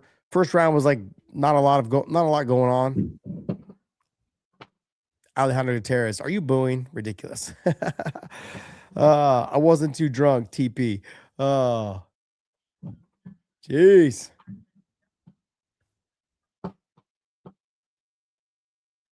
Just a lot, man. Oh, shit. What fucking fight were you watching, guys? What fight were you guys watching? I don't know. I can't see that. I can't see that happening. Joe's like, nope, can't talk. Too late. Wasted your moment. That's what goes on in our mind. Josh, what's the matchup you want to see the most this year? Oof. The matchup I want to see the most this year. You know, honestly, I want to be honest, Sean O'Malley versus Corey Sandhagen. That's probably the fight I want to see the most. Tell me, is that a good fight? I think there it is. Wilmer Valderrama. Oh, my man, Heidi and Chuck. I was at their wedding about 3 months ago. I was there. So it was the end of October. So November, December. Yeah, 3 months ago. So congratulations to them. Been married now for a while. So prime Josh Thomson versus Paddy. Who wins? There's no doubt that I beat him. Prime Josh Thomson. There's no doubt. I don't think he has the wrestling, man. He doesn't have the wrestling. I have the grappling to get back up to the feet too. He's a big guy, though. That's what people have to understand. He's a big guy. He's a big guy. He's got a big body frame, but he does cut a lot of weight. I never won the first round in I don't think any of my fights. So in a 5-round fight, I win, but in a 3-round fight, he might be able to edge me out. He might be able. I just don't think he had the wrestling to get me down. Josh, EFF Patty Cakes. I don't know what that means. What's EFF, Dave? You know what that means? F Paddy Cakes, like FUCK him. Oh, F Patty Cakes. Okay. Nice call, Josh, on Sugar and Corey. I think that's a great fight. Tell me, do you guys think that's a great fight? I think it's a fantastic fight. Hey, Dave, can you hold this fort down for me for a little bit? I gotta take a piss. Yeah, hold on. Let me. I'm gonna throw Dave on here for a second, guys. Dave's gonna go ahead and chat while I use the restroom. There it is. Look at Dave. You got a little too much space above your head.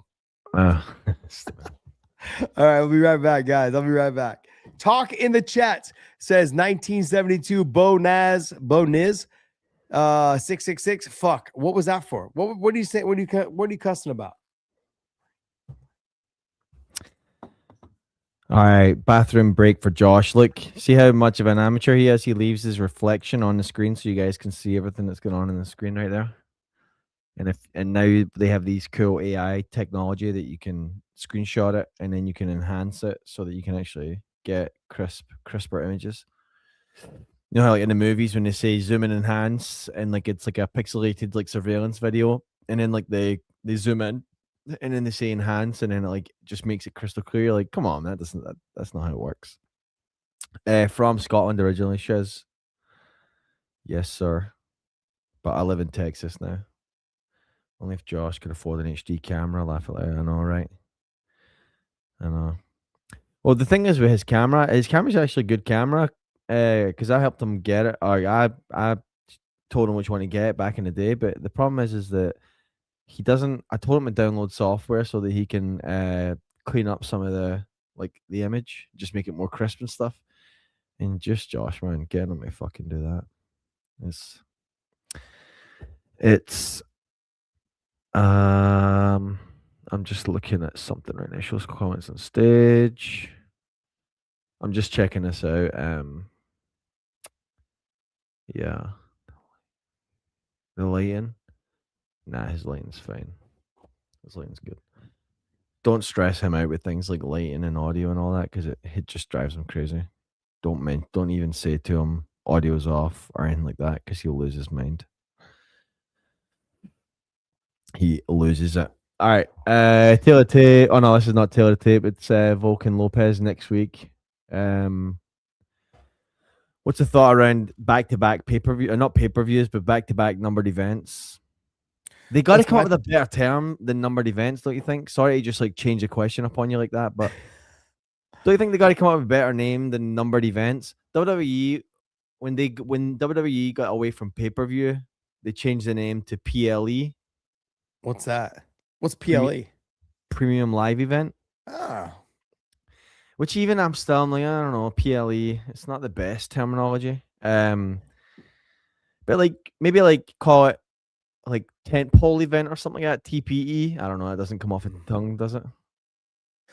TP saying my audio's off. Do you hear my audio off? No, he's fucking with you because we were just talking about your camera right now, and I was like, don't say it to Josh about camera or audio because he'll lose his mind. See.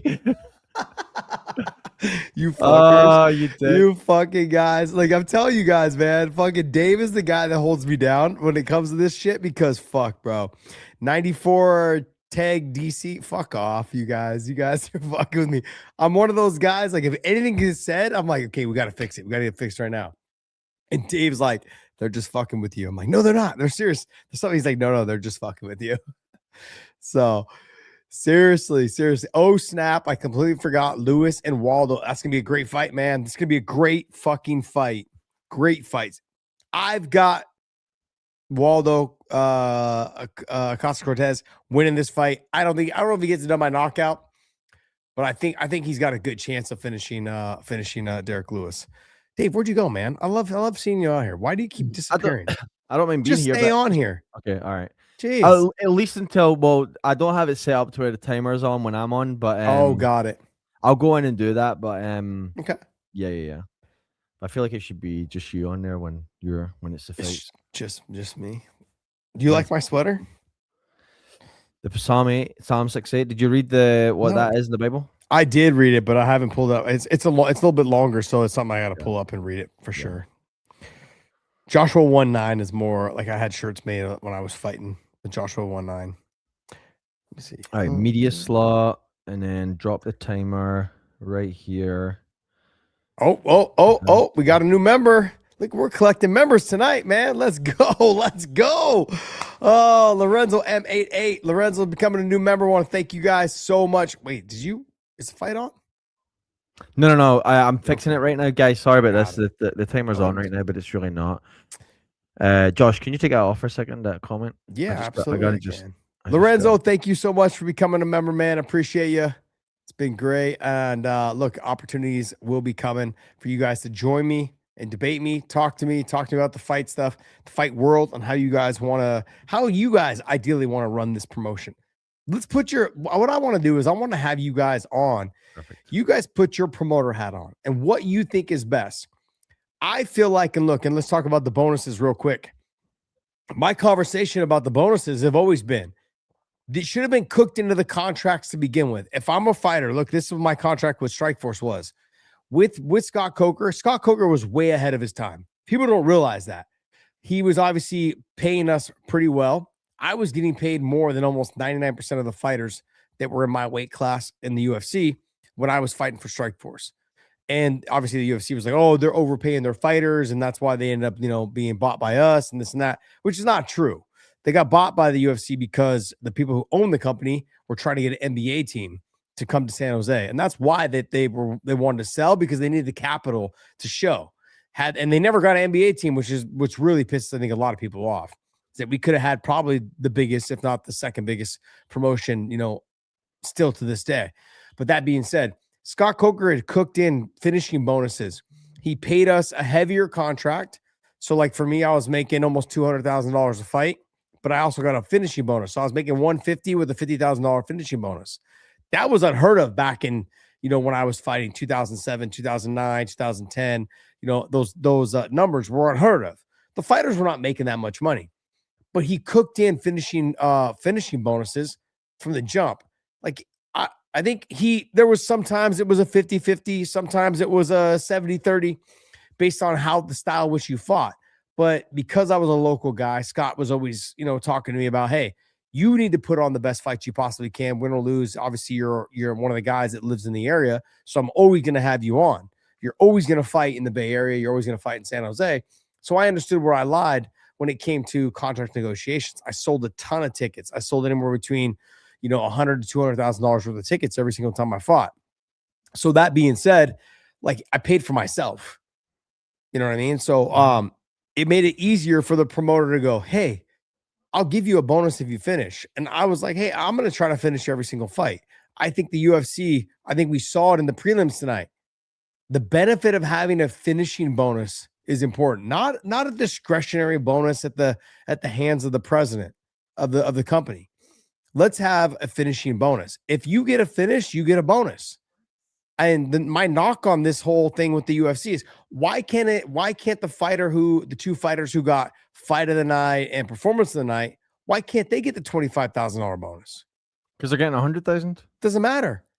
They obviously put on such a great show to get performance of the night or knockout of the night, or not knockout, but performance of the night and fight of the night, that if they got a knockout with it, they should get that extra 25,000. Why are you guys being cheap with 25 grand? You're already giving them 100 because they had such a great performance. Give them the other 25 grand if they got to finish on top of it. It doesn't make any sense to me. Sounds kind of greedy. No, shut your you're killing me, man. What's funny is that is the problem, I think, a little bit, Dave. What? Is I'm not trying to say that, like, I understand what you're saying, like, oh, it's greedy. 1.1 billion a year. Well, you're telling me they can't spare an extra 25,000? Yeah, but like, think about how big. Like, it's funny, like when all you people talk about like fighter pay and all that, and it's like, then you talk about how when you were the number one ranked in the world, you were making 16 and 16 or 32 and 32. I was making 8 and 8. Right. When you fought Eves, was it right? Yeah, 8 and 8. I made $8,000 and I lost to Eves. Yeah. Okay. I could have made 16. Number one and number two are fighting tonight, right? In theory, that's what they are because they're fighting for an interim belt. They're fighting tonight, and they're probably making closer to $1 million each. Oh, right? I don't think so. Even if they're making 500,000 each, that's probably more realistic, right? Yeah. They're probably making between 350 to say 750, somewhere in there. I think Justin's making more than Paddy. Okay, call it 500K each, right? Just for talking sake. 8 and 8, 16,000 versus 500,000. Like, I know. Can we not say the sport's come a long way and like, be happy that it has? It's the same fight game. You're still expected to train for 8 weeks. You're still expected to cut weight. Nothing's changed for you, the fighter, except you can't wear sponsors in your pants anymore. But I think they'll be more than compensated for that. They have been. These guys are making a lot more money than I ever made. Even even the era when they took over Strikeforce. You're killing your own argument right now. No. I'm not. Giving them 25 grand extra if they already had performance and fight of the night. Think about this. That would only be 2 fighters you're giving out 50 grand a night to. That would be it. But the whole point is that when your performance and knockout of the night is that you're getting the 100 because you didn't get because like you'd earn more than the 25. Okay. So I guess the argument is that, they started the bonuses back in like 2007 or 8. Mm-hmm. Like if you want to adjust them by inflation, I think someone said this in the comments as well. They should be $80,000. It's a bonus though. It's not pay. Yeah, but Dave, like these people, like your career and lifespan in being a fighter is very short. I was blessed to do it for 20 plus years, to be honest. And it's just not there, man. Like you gotta give these guys an opportunity to live their dream. And I know it's not, Dana's come out publicly, it's multiple times, like, it's not a job, it's not a career. That's a bunch of horse shit. I've never dedicated this much time to my life to something that's not a career. Right, but like the opportunities beyond fighting are there because based on how you carry yourself as a professional fighter, right? Same as any sport. So the opportunity to be an analyst on ESPN, to be Megan O'Leary's job, to be in Joe Rogan's job, DC, right? Obviously filled that role. Mm-hmm. Dominic Cruz filled that role. Paul Felder filled that role. Those opportunities exist. The opportunity to be an influencer for products and services, the opportunity to host a podcast and have people tune in because like you have knowledge that people want to get a hold of, like those exist because of that career. No, I agree with you in that position. But look, when you only have one show, right? The NFL has multiple networks that they're on, so they can go ahead and distribute out, say, 20 or 30 of their athletes to work for the network. UFC is one promotion. So when that happens, it really is only just one. They can only work for one company. Whereas like Tom Brady works for Fox.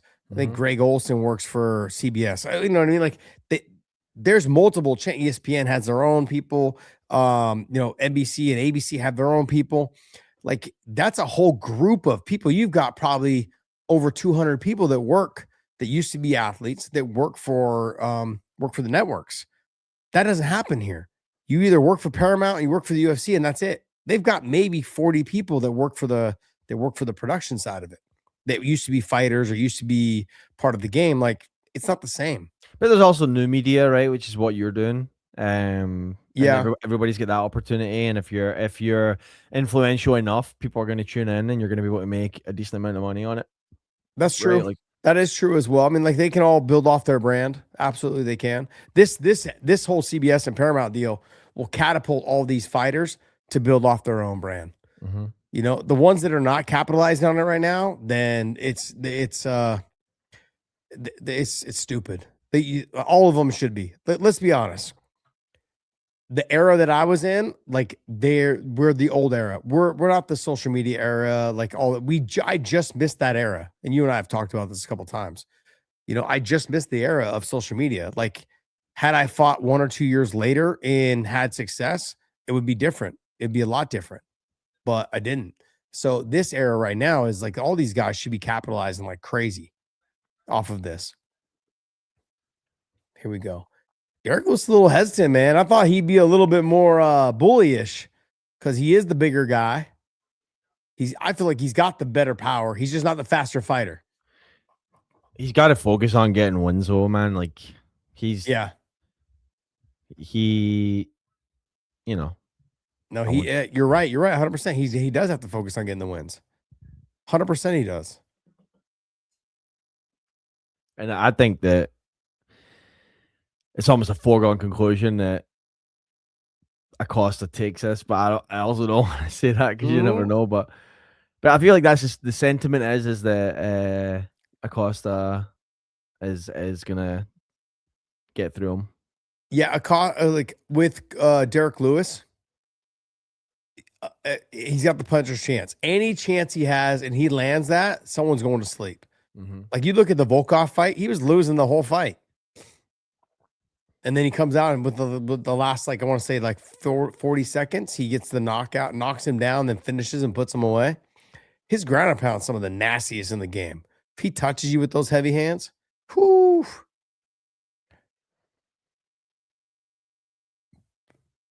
DC's always eating popcorn, TP. You got to follow that game, bro. He's always DC's TP. He says DC's eating popcorn. I said DC's always eating popcorn. He's always snacking when he's at the table. Always.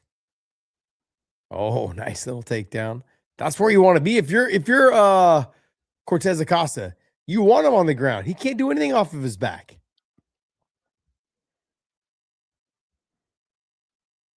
We got to be careful when we hit with that big size 22 foot coming up, though, at your face. Oof. Yeah. Let's see what this is. Alejandro Gutierrez. Look, it says $25,000 bonus, 50 fights, potentially 13 winners. Each fight means per year $16.25 million. They can afford it. They definitely can. They definitely can afford it. And that's like, I guess, Dave, where I was getting with the argument was that only the 2 fights per fight only the 2 fights. Yeah. Acosta Cortez, his speed is a joke. He's got some fast hands. But you're only talking 2 fights per event, right? And those 2 fights, if they don't get a finish, then you're not talking about giving them the bonus. So that's only that the max would be $50,000 for those fighters every time they have a show. So why not give that fighter who went out there and got fight of the night or performance of the night? Why not give them the 25 grand? It just feels very cheap. Like, what are you guys doing? Because they actually specifically came out and said it excludes the ones that get the $100,000 of fight of the night and performance of the night. Why? They obviously gave it all. Like, can you imagine? Can you imagine like what if he knockdown drag out fight that finishes? Like, let me give you let me see the Anderson Silva Chael Sonnen fight. You're gonna tell me in that first fight that you're not gonna give Anderson the $25,000 bonus because he won the $100,000 bonus? He got his ass kicked for 24 minutes. What if Dana had come out and said we're gonna do 25,000 for the finish, and then we're going to do an extra 75 for performance and knockout? Would you have you wouldn't have batted an eyelid, right? You'd have been like, oh, that's actually a really good deal. No, because like someone said earlier, if you judge it based off of inflation, when they started doing bonuses, like, what are we doing? Like it should be 80 it actually should be $80,000. Yeah, it should be $80,000. I think it's 78,000 to be honest, but those bonuses are so outdated in terms of inflation. Life's gone up. I went shopping yesterday. Bought like a handful of shit. It cost me fucking $350. Like, these guys, they're eating healthy. They're trying to do what they can. I don't know about Derek Lewis, but they're eating healthy. They're doing what they can to stay on some sort of fight camp like regiment, you know? It costs money to eat clean. Ooh, Derek. Go, Derek. Like, I want Derek Lewis to win. I just thought Cortez Acosta would be able to get it done. These both these boys, man. Derek was a big boy. Big boy. He from Houston, too. Oh, he got rocked. He's in trouble. Derek Lewis in a lot of trouble right now. He got hit with that right hand. That's the speed that I was talking about. I know someone said, oh, is Cortez Acosta's speed's a joke, da-da-da-da. Yeah, but guess what? That little movement, the lateral movement, step off, right hand landed while Derek Lewis lunged in. Derek's got to let it go, man. Hit that uppercut. He needs to throw the left hook and hit the uppercut because Cortez Acosta keeps dipping his head low. He don't want to get hit. Oh, man. What these guys. Come on, man. Let's go, Derek.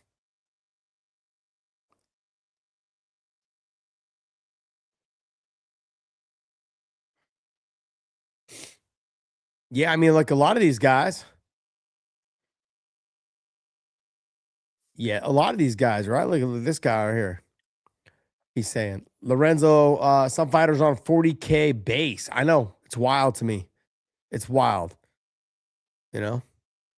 Mitch, fitness. Look, let's be real. Gable Steveson gets fast-tracked. Absolutely gets fast-tracked. You take a look at the heavyweight division, none of those guys can wrestle. You got Curtis Blades. That's it. He's the only guy that can wrestle.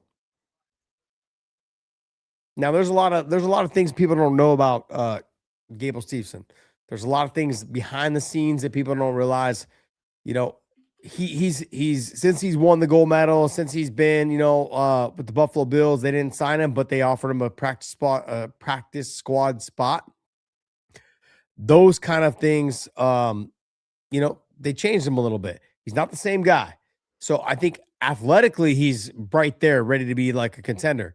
I just don't know if I would fast track him that much if I'm the UFC, knowing like, hey, let's get him through some big time fights. Get him a couple. Him and Hokic. Is it Josh Hokic? Those two guys, love to see that fight. Love to see that fight. Two good wrestlers. Obviously, Gable's the better. Oh shit! Down goes Lewis. Him on his back is not a good thing. Uh-oh. He's in trouble. He's done. Mm-hmm. I hate when people say he's done, but he's done. He's just taking shots. Oh, yep. Damn it. Oh, the movement, the not directly in front of Derek Lewis, that paid. The lateral movement, that one shot was what did it. That set up the rest of it. Man, what did I think of Cortez Acosta, his performance? Let's take a look at this. I thought it was fantastic. Look, he was just trying not to get hit early in the fight with a big shot by Derek Lewis. He avoided the shots. Second round came out, was a little bit more active. Use a little bit more of Derek Lewis's momentum against him. Watch. Steps off. Boom. Oh, I think he just more or less slipped, kind of got knocked off balance. But you see how fighters, like the heavyweights, they have a tendency to just like hang out there on their back. Get yourself back up to your feet, man. Get back up to your feet. If you can get to a single leg, just sit up and do a single leg. Did he hit him? Oh, yeah, he hit him just slightly, though. Just knocked him off balance. Lorenzo, 8'8", too fast. I thought you said his speed was a joke. Come on, man. Don't try and backtrack now. Did you see Nick Diaz is back in the swing of things? Yes, Nick Diaz. Man, I can't be more of a fan of that dude. That dude's fucking the greatest, man. He's one of the best guys ever. He's a great person. You know, Nick and I came up around the same time. You know, I'm glad to see him home. I'm glad to see him back. I had Ben Askren on this show last week, and just simply put, it's good to see his face, man, see him alive. You know, and I feel the same way about Nick. You know, both those guys. I can't unsee it. Like those guys, I feel like to me there's so much history with that group of people. So I really enjoy seeing them, you know, living their lives. I enjoy seeing Nick, you know, working with Jake Shields in the gym. And then also I saw Nick giving some pointers and some tips on how, you know, JDM got held down by Islam. I don't know, man. I love it. I love the fact that he loves what he does. I love that he's still part of the sport. He's got so much knowledge to share. So, I don't know. I'm happy for it, man. I'm happy to see Nick back. I'm a big fan of Nick, man. Nick will always have a spot in my heart because we came up through Strike Force. I know we were in the UFC at around the same time when in 2000, you know, in the early 2000s, and then we were in Strike Force around the same time. Just I don't know. We fought in Pride around the same time. We pretty much had a very similar career. So I'm glad to see him back home, you know, doing his thing, and just want him to be happy and have him be, you know, the best he can possibly be. He's a good dude, great guy. So you won't ever hear me say anything bad about Nick Diaz, ever. Don't ever say anything bad about him. So good dude overall. Oof. Well, someone tell me what he's saying in these in this interview here. But what else you guys got, man? Crowd is silent. I know, man. Why are all these guys non-English speakers tonight? Why are you saying the quiet thing out loud? Why? I'm listening so I can tell you. Nick looks happy though. I do. I agree with you, man. I think Nick does look happy. So, the best Diaz brothers story. I mean, I don't know. Maybe some of you guys already know, but in terms of the best Diaz brothers story, I mean, like for me, it was more about Nick.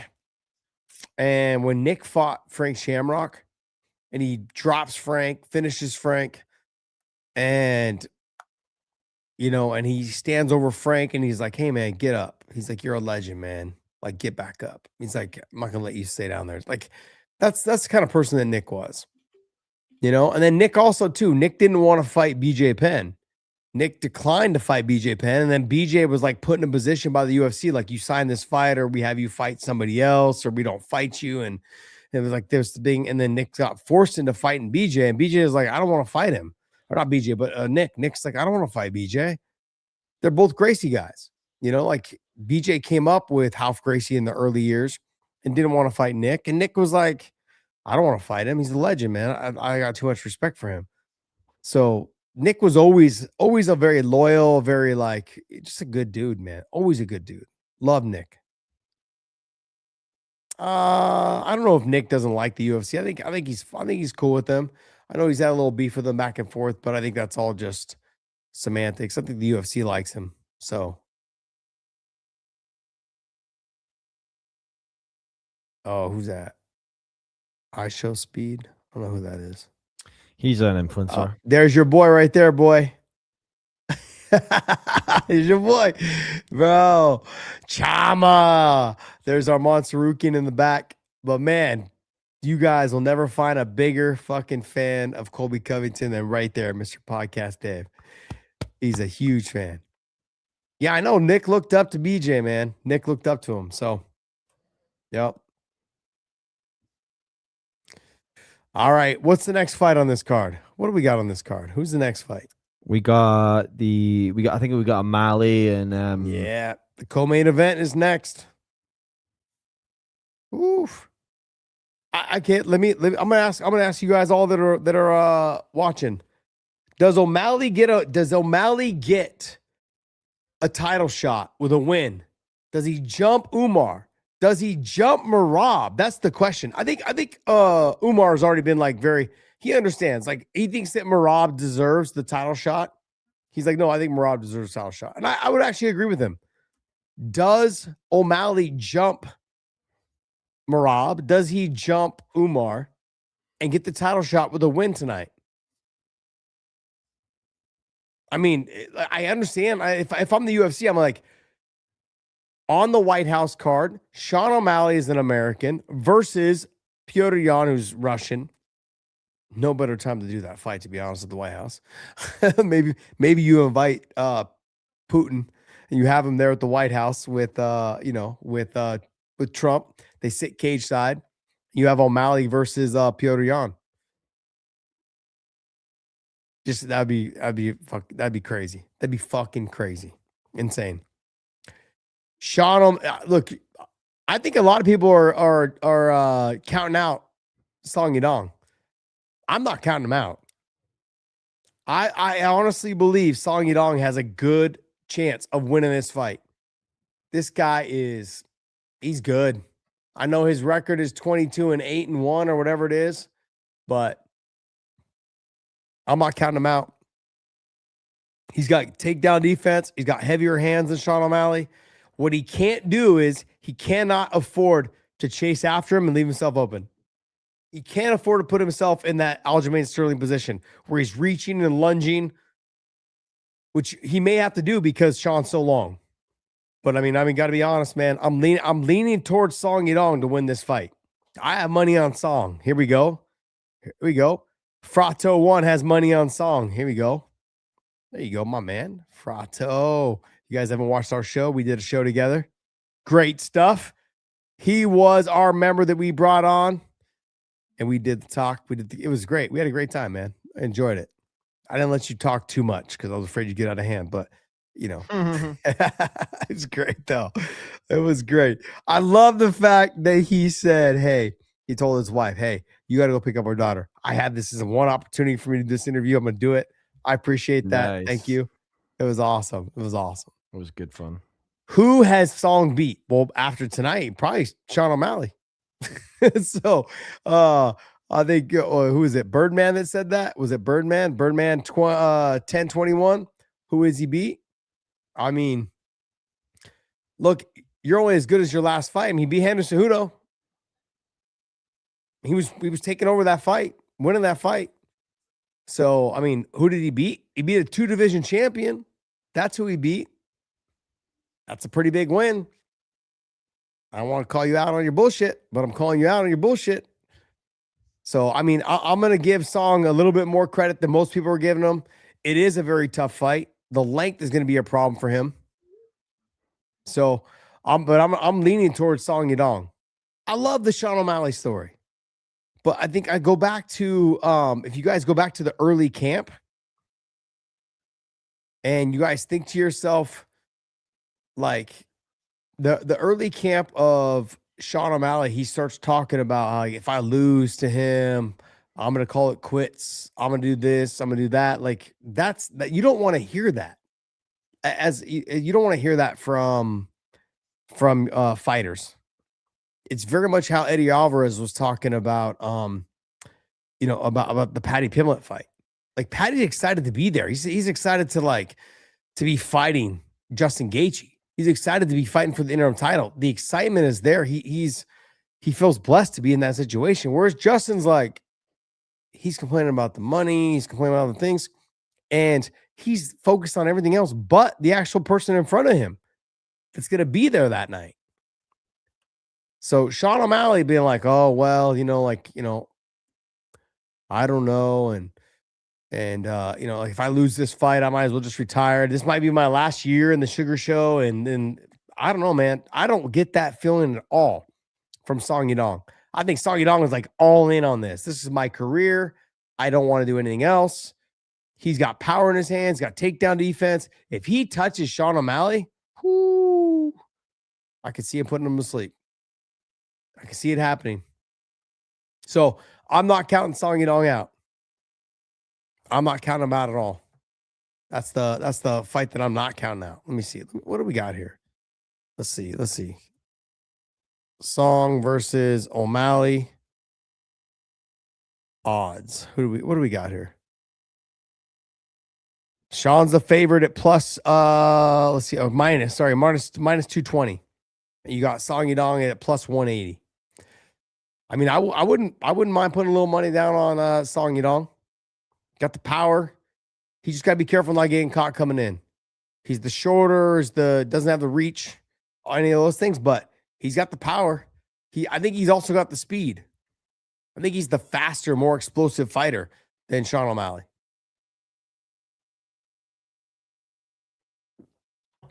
So,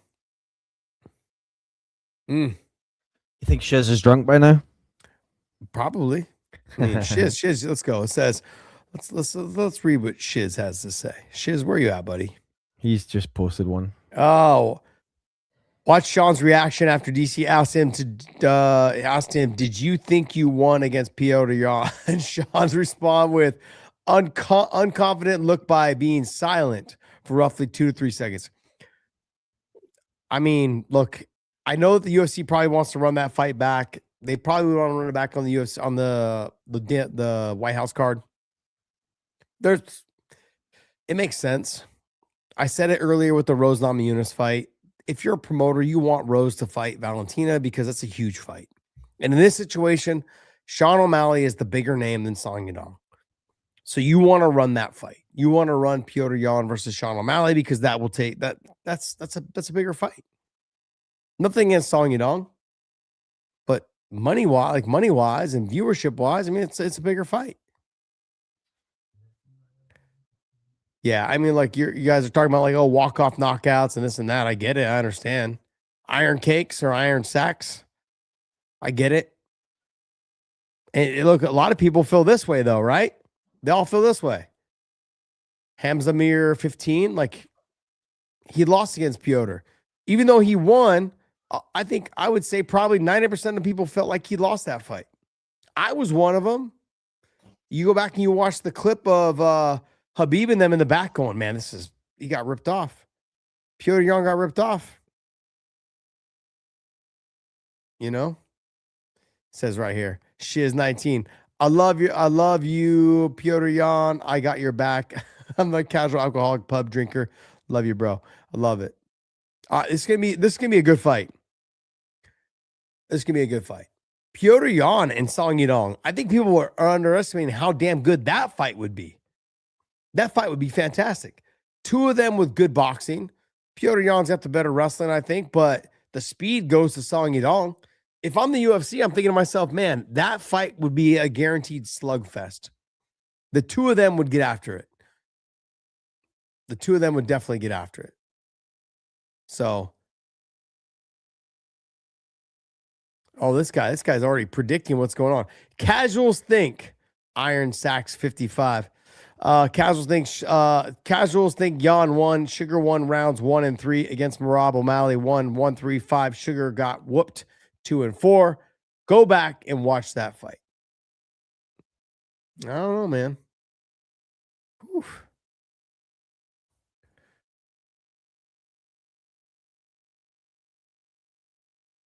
I think if you have Song, I think you put it in a title fight situation, right? Frato, if you put it in a title fight situation, changes a lot of things. I think it changes everything. The way they fight, the way they present themselves, I think it definitely changes everything. I know people. Hey, so do you think that's some racist ass bullshit? My God, crowd is already booing Yadong. What the fuck? This dude is a good dude, man. This guy is fucking such a nice guy. Have you ever met him? Because you were Dave. You were a staunch alpha male supporter. You were out there quite a bit at that camp, right? Yep. There you go, Torque. There you go. Nah, he's a good dude, man. He's a super nice guy. Super nice guy. Oh, I know. Alejandro Gutierrez just stirring the pot. What's that? You were on mute? I was on mute. I was like asking you a question and you're not answering. I'm like, is he just like that CTE right now, or is what's going on? What were you asking me? Oh no, I was just asking. Were you talking about Uriah? Yeah, but you sounded like you were talking. Yeah. No, I couldn't hear you. You know what's great is that like on my screen, I'm looking to my left because I'm looking at when I'm talking to you. But then on YouTube, it's coming up perfectly, like I'm actually looking at you.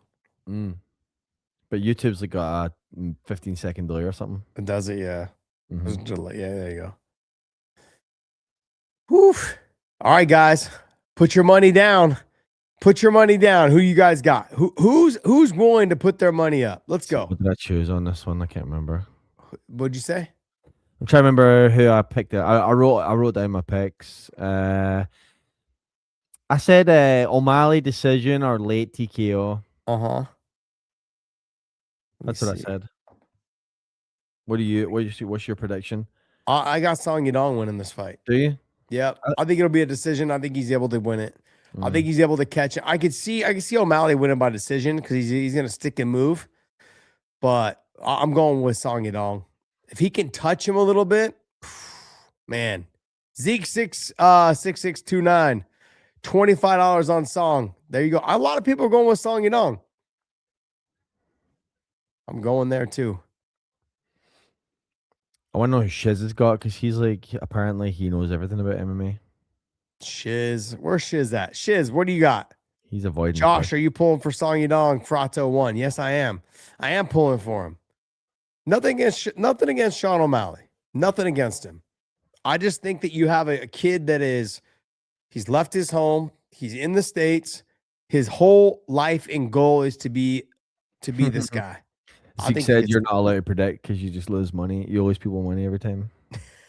It's just Zeke 662. I'm not allowed to predict. Man, get out of here.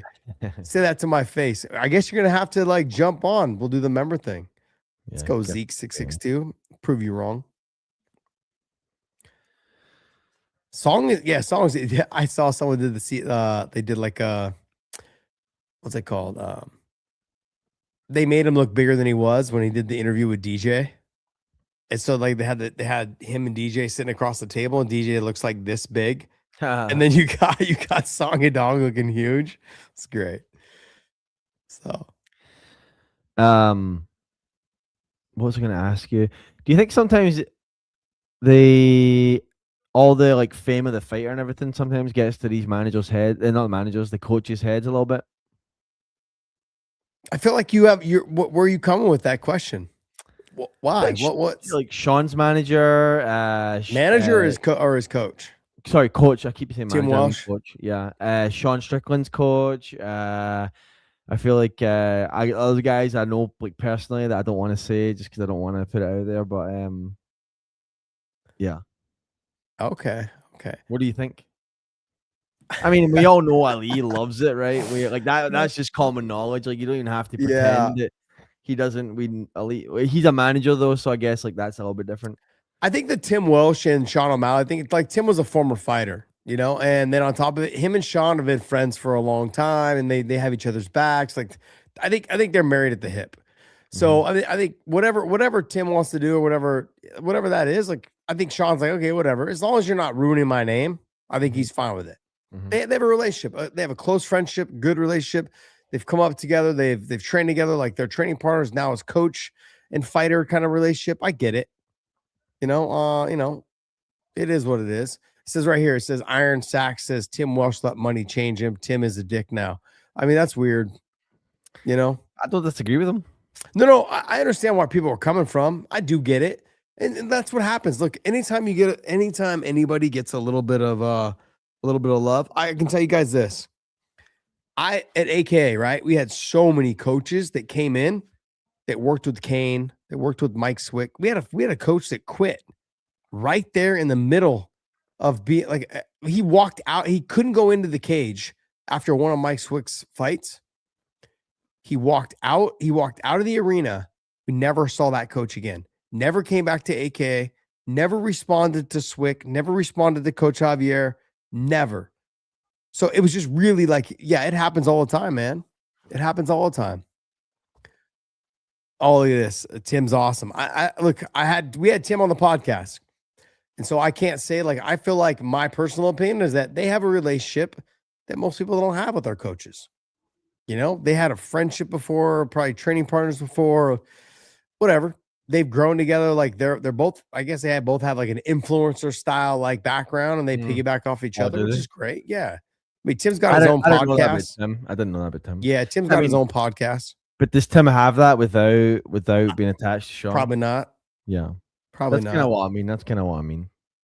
I get it. You know, with the Ali's thing, Ali's the manager. So Ali's he actually speaks, you know, for the guys because he has insight on what the promotion's looking for, what Dana's looking for, what Sean and Hunter and, you know, and Mick are looking for. Like he's not gonna speak out of pocket. Like he's speaking however he wants. He's the manager. Like you rely on your manager to speak properly about whatever it is the goals are, you know, in that situation. In terms of coaches, man, like I said, we had coaches from AKA. Fuck. Like they were mad they didn't get to go in the cage after a win. And the UFC was the one shutting them down, not us. And then they never came back. We never heard from them again. That's how fickle these guys are. Here we go. I'm in sync with the time on my TV, by the way, just FYI. All right. I'm 5 seconds behind you. Let me see if I can pump this up a little bit. See where I'm at now. Here we go. Song can't afford to show him any respect. He's got to get after him. Sean's got to use that reach.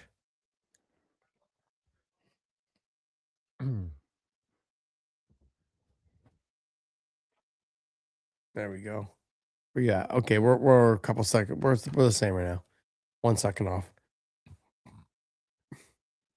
The reach is going to be such a huge advantage for Sean O'Malley. How does he use it? Sean hasn't fought, right, since his loss to Merab. So this is his first fight back. Is the mental portion of it all? Is he a different fighter? Does he understand? I lost to Merab. Merab's, you know, so great. That was not long ago, was it? It was over 8 months ago? I'll find it. Something like that. Yeah, probably 8 months ago. It was June of last year, so yeah, it was quite a bit ago. Yeah. I like Sean's movement though. He's not running too much. He got tired from running a lot in the first fight with Merab. He got tired of him running a lot in the second fight. You can't run that much. Ooh, nice. I'm telling you, man, this dude's got some fucking power. He's got fast hands. Look at the confidence on him. Song Yadong.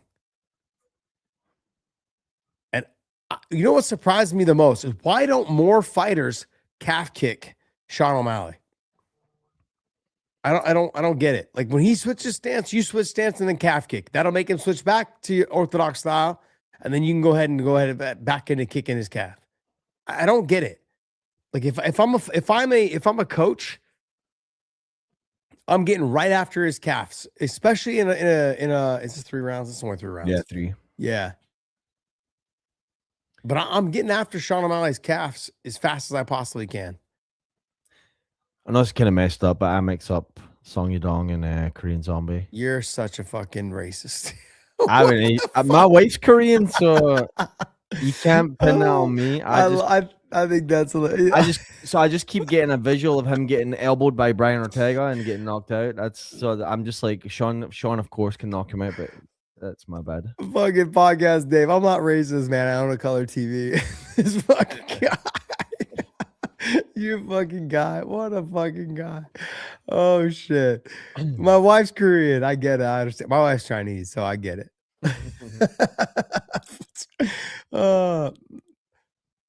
Song, man, he just can't get caught chasing like Aljamain Sterling did.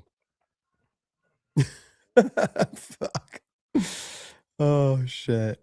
TP, bro. I was at an event the other day and like I saw a bunch of white people. They all look the same too, though, by the way, bro. So I realized I only recognize them by fucking their kids and their kids' names because we're all playing sports. You see all these white people, and I'm like, bro, I can't you all dress the same. You all dress. I don't know. I only know you guys because you're kids. It's fucking hilarious. Song's had 2 knockout losses. Somebody's asking that, so yes. Oof. Yeah, he's got to be careful. He can't get caught coming in. That's what I'm scared of. O'Malley does a good job of like stepping like that right there. He steps to the left real quick and hits a little quick straight left, or he steps to the right real quick and catches you coming in while you're reaching. His reach is so difficult to deal with when you're dealing with someone like Sean O'Malley. Song is the faster fighter and the harder hitter. But Sean with the reach and the range, beautiful takedown. Got to avoid that guillotine. Get out of that guillotine. Not where you want to be. Not where you want to be. Oh, fuck. Oh, he's got it. Popped his head out. Nicely done. Good work. This guy right here, TP. Cali girls all behave the same, just like they were printed together. I get it. I do get it. Not clickbait. I love it. Good job by Song, man. This is good. I mean, to me, honestly, this wins in the round. This is the round. He's got to be careful of that triangle. Look at how Sean O'Malley's controlling that wrist. Nice job by Song Yadong. First round in the bag, I think. Song Yadong wins the first round. Song is winning so far. How do you guys have it? Give it to me. O'Malley didn't have better choke than Faber. No.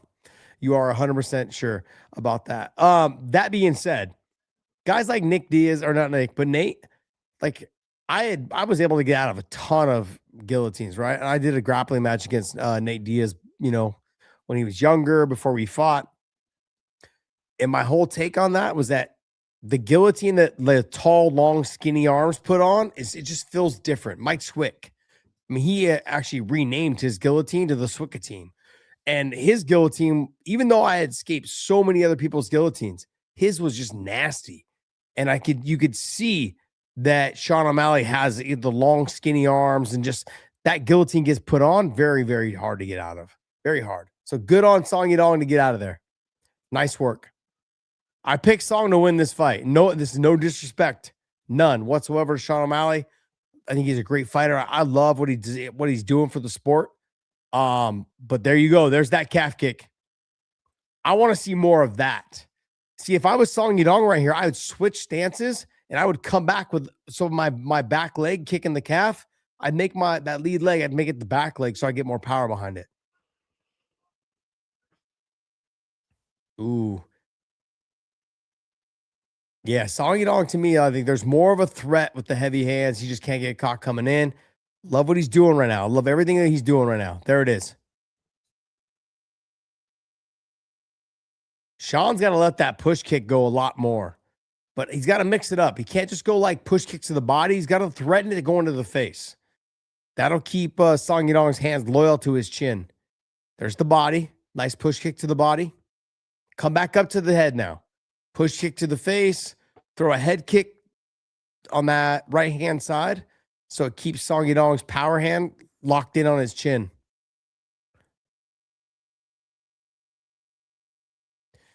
Yeah, Frato won. O'Malley caught Gomi in grappling match. I get it. But what we're talking about is, Gomi older. Let me give you guys a little story about Takanori Gomi. Fights Nick Diaz in Pride in Las Vegas. Dude saw the 4 or 5 nights before in Vegas. They saw him every single night at a nightclub. The guy's a rock star, dude. The guy understands, like back then and even to this day, I think he just shows up. He came to AKA, and I spar with him a bunch of times at AKA for like a week. And very talented fighter, but still, like, I feel like he never really took training serious. He was good, very good. Ooh, nice little left check hook by Song Yadong. Again, nice. Caught the leg and then threw it. Song Yadong is dialed in, guys. Dialed in. There's the takedown threat. This threat right here, that threat right there is what keeps Sean O'Malley away and hesitant to throw shots, hesitant to overextend himself. Song Yadong is wrestling with guys like Uriah Faber. I mean, like he's training with, like, obviously Song came out and said like, yeah, I beat him up. But I think because, obviously the age and and Uriah's like, go ahead, you can go ahead and say it. He was trying to be respectful, but Uriah's like, man, yeah, I get my ass kicked. I love that. That's the way it's supposed to be. We can't sit around and go like, oh yeah, we still got it. We don't got it anymore, guys. We don't got it. Did you guys see the video of Glover Teixeira and Khabib? Like, Khabib was able to control Glover on the ground, was able to take him down, was able to like do things like just out of respect. Khabib's always been the way where like he's not going to try to like make you look bad. But Khabib, man, still got it. Glover and people my age, we don't got it no more. Nice takedown. Watch that triangle. Those long legs, man. You got those Anderson Silva legs in Sean O'Malley. He's got to be very cautious and careful of the triangle. Song Yadong is winning this fight, guys. Song Yadong is winning this fight. Got a minute 20 left, minute 25 left in the. Oh, nice escape, though. Great job. Let the hands go right back into the takedown. Nice calf kick. Beautiful left hook. Oh, that hit him right on the head, right on the chin.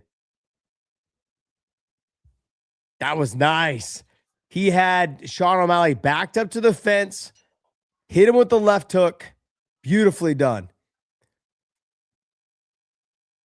Song Yadong is winning this round. He's got to be careful, though. Don't get caught with anything flashy from Sean O'Malley. There's those push kicks. I want to see those. I want to see more of those from Sean. But put him up top, though, too. Put him up top. See that little see that little like dip down with the head? There it is. If I am Song Yadong, I'm faking the left hook and then throwing the uppercut. You see Sean dipping. He's dipping his head because he's worried about this. Song Yadong is going to shoot the takedown. If I'm Song Yadong, I'm threatening the takedown some more. Let the hands go, man. Let the hands go. Nice work by Sean, though. Nice little pot shot, then stepped offline. Sean's so dangerous when he lands something. He cuts the corner really well. Small little step to the left and right changes the dynamic of the fight. 10 seconds. 8 seconds. Man, oh, nice. That was nice, though, by Sean. There it is. I like that little keep that calf kick going. 2 rounds to Song Yadong. 2 rounds. Maybe I'm wrong. I don't know. Maybe you guys have it a different way. I don't know. I got everyone texting me right now, wondering what's going on. Why Sean's not performing? No, they're just asking me like who to bet on, and I was like, I told them already, but then I think they went with Sean. I mean, right now, look, Sean's he's still in this fight. It's not as if like he's tired and exhausted. You look at him; he's not even breathing hard.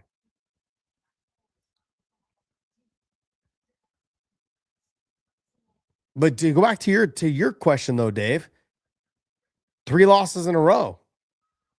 What do you do with your coach? Yeah.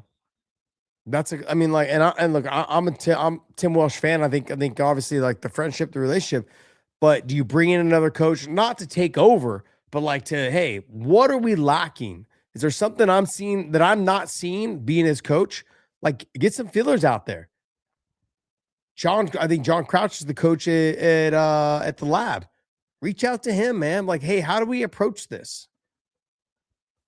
It's not I feel like fighters don't do that enough. Reach out to other guys. Coaches reach out to other guys. How do I approach, someone like this? Both guys still look very fresh, which is great. I would have loved to have seen this fight be a 5-round fight, to be honest.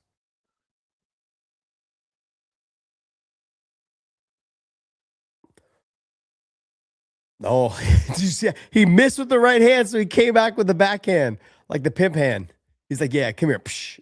He fucking missed both of them, but still Still nice. Get on that calf kick. If I'm Song Yadong, you got to get on that calf kick a little bit more. He's telling Sean O'Malley, let's go, let's go. I mean, right now, I feel like he's winning this fight, Song Yadong. I mean, the judge has been a little bit off tonight. So there you go. Yeah. Oh, people have it 19-19. There you go. Arman Sarukian. 2-0 Song O'Malley. Yeah. Korean Zombie. Lock in MMA. Two rounds. Song Yadong. I couldn't see what Arman Sarukian had it, but I think it was 2-0. Arman Sarukian had it for Song Yadong. I feel like Sean, man, you can't play it safe right now. You got to win this fight. Yep. 1972, Bo Nez 666. The pimp hand was strong. It just missed though, just out of angle. He's on fire on all cylinders, man. 100% Song Yadong is firing on all cylinders. He's dialed in, focused. Oh, went for the takedown. I like that he threatened that. Look, what you guys have to remember, he does not need to get it. He doesn't need to get the takedown. He just needs to make Sean O'Malley believe that he's going to try to get it. That's it. He doesn't need to get the takedown. That will make Sean O'Malley hesitant on overextending himself, throwing leg kicks, doing any of those things. And once I think Song Yadong thinks he won the first 2 rounds, he's just kind of like, hey, if I keep putting the pressure, ooh, significant strikes, distance strikes. All he's got to do is just land. He's got to be a little more active. Both fighters are not pulling the trigger right now, which concerns me because they're both basically just thinking they won 1 round each. Oh, I don't know about that. That was a shitty ass shot by Song Yadong. Gotta be careful. Song Yadong's gonna be careful dipping his head. Sean got them long legs. That Corey Sandhagen knee coming up the middle. Gotta be careful. Oh, that's what you don't want. If you're Song Yadong, you don't want that to happen. Get to the calf kick again. If I'm Song Yadong, man, I'm throwing the calf kick. You know that Sean's probably not going to try to follow you down to the ground. Stay busy. Stay busy. There's that left hook. Yep, I would agree. All Song Yadong needs to do is just get caught.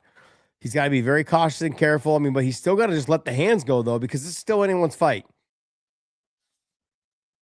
I have Song Yadong winning the fight, but that doesn't mean the judges have been a little bit wonky tonight. How you got this thing scored there, Dave? Are you sleeping? No, I'm not sleeping. I was texting my mom. My mom's in Scotland? Yeah. Yeah. What time is it there right now? Oh, it's early. Oh, big right hand, though, by Sean O'Malley. Yep. It's early. What time? 5 in the morning? Yeah. Yeah. There it is. There's that takedown. Get it. Ooh, nice work, though. Ooh, the knee. Yes, there. You got to be careful. That's what I was concerned about. You can't be dipping your head. Song Yadong looks like he's slowing down. Too much activity. Sean O'Malley still looking fresh.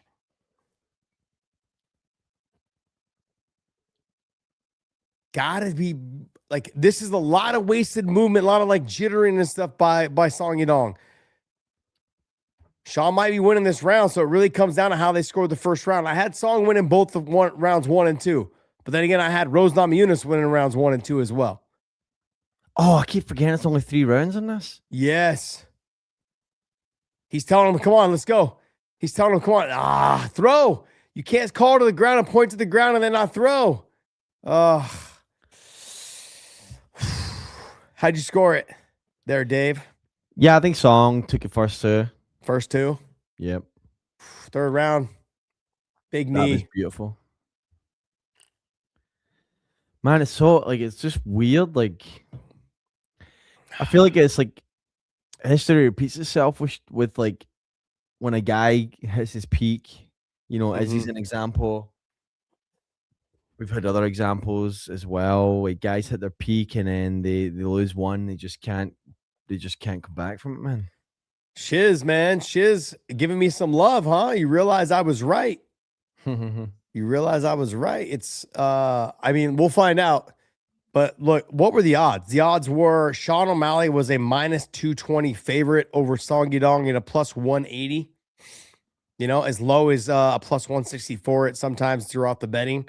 I mean, I would have went with Song. I thought Sean could win by sticking and moving and having more output. He didn't have it. I thought Song Yadong was going to have to be stretched out quite a bit, and could leave himself open. I didn't think Sean had the power really, maybe unless he caught him perfectly to get him out of there. But I thought Sean could win, you know, sticking and moving for the full 3 rounds. Do you think they'll edge it for O'Malley? I've got a feeling here. I'll tell you the score right now. Hold on. I don't know. The odds have been wanky tonight. Not the odds, but the you know, scoring. Judges. Yeah, the scoring. I mean, I'm going with. I mean, you know, talk about the main event as well. Who we got?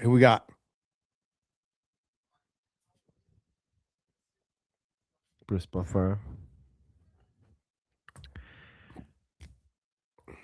Yeah, here we go. All 3 judges. Okay. 29-28. I could see it. Sugar Sean. Oh. 29-28, huh? Jeez, man.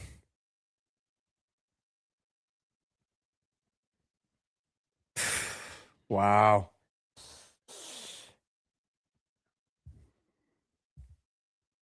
This is. I'll let you know what this is, yo. Fuck. He wants to go back to the title. That was a robbery. Man. What? Oh. Rose got. I gotta be honest, man. I think Rose got robbed, and I think Song Yadong got robbed. I mean, they're close fights, but they're borderline like robberies. They're borderline. I don't know what I don't know, man. Hey, I can't tell you what the fucking what these guys are looking for these days.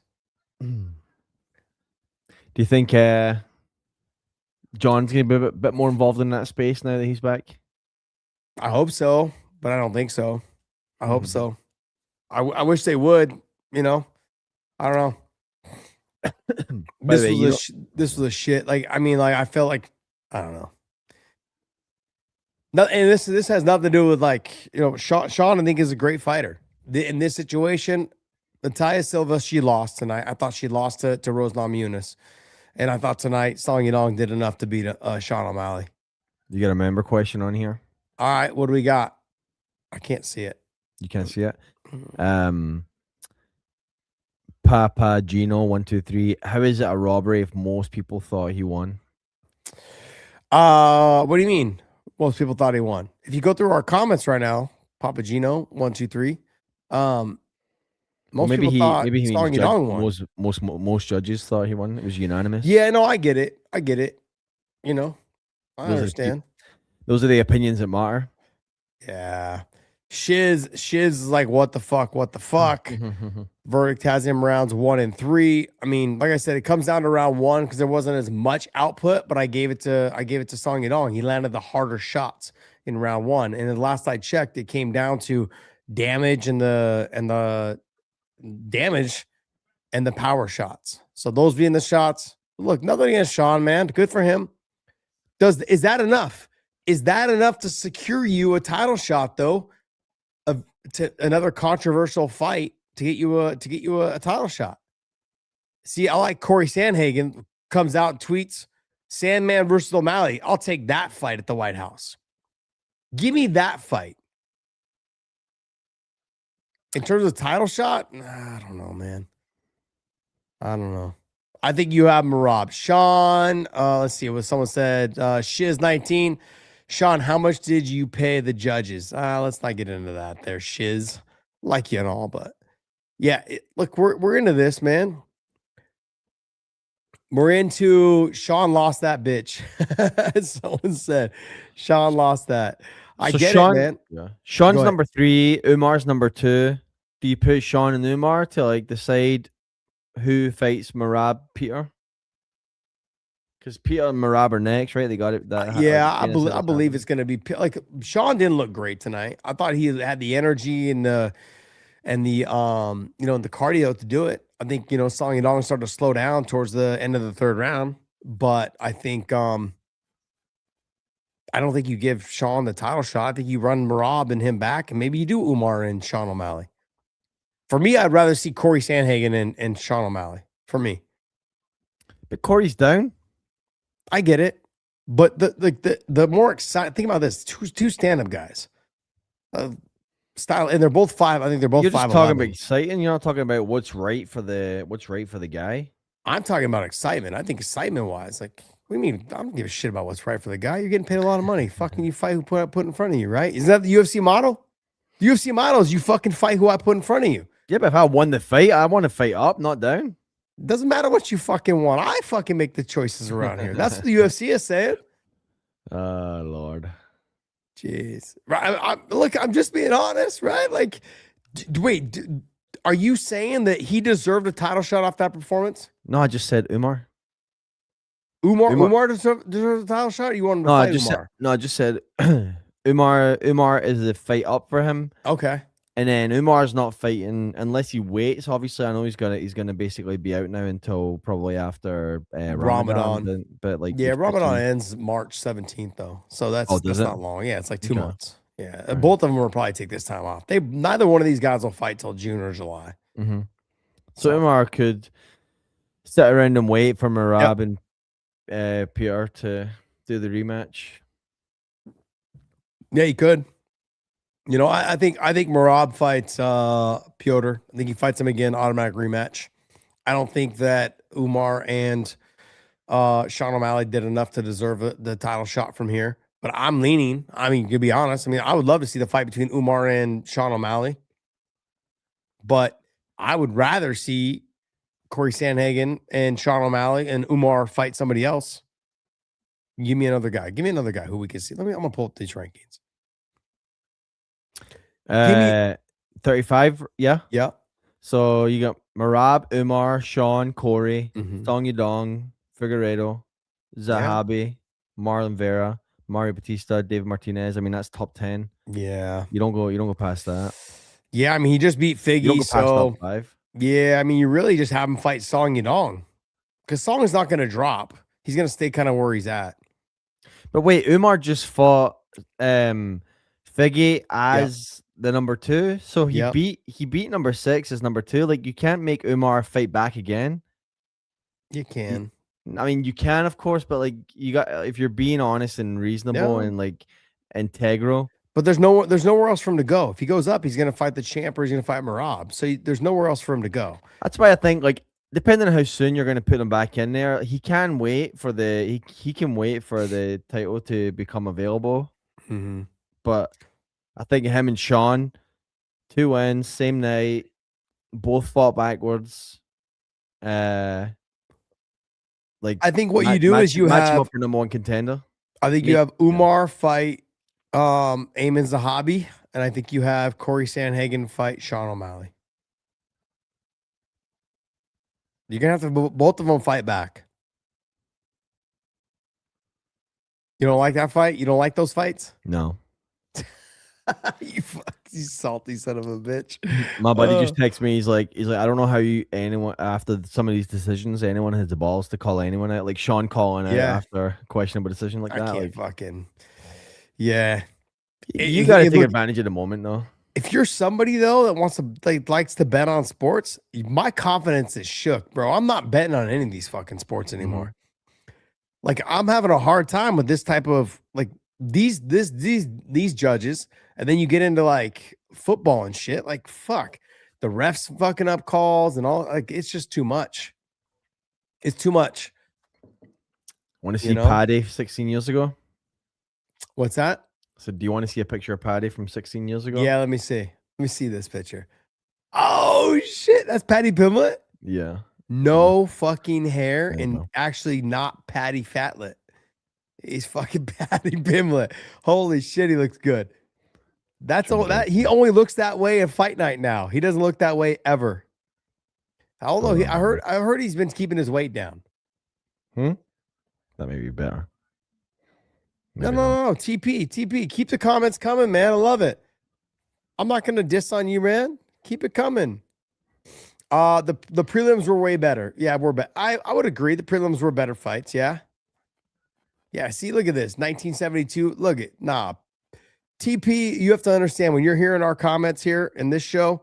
You guys can say whatever you want. I don't take anything personal. I'm not going to dodge you and dig you guys. I love giving you guys shit. Just take it back, man. I will dig on you guys as long as you guys dig it back at me, man.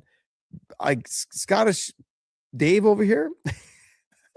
we've been digging at each other for fucking 12 years now, or over 10 years now.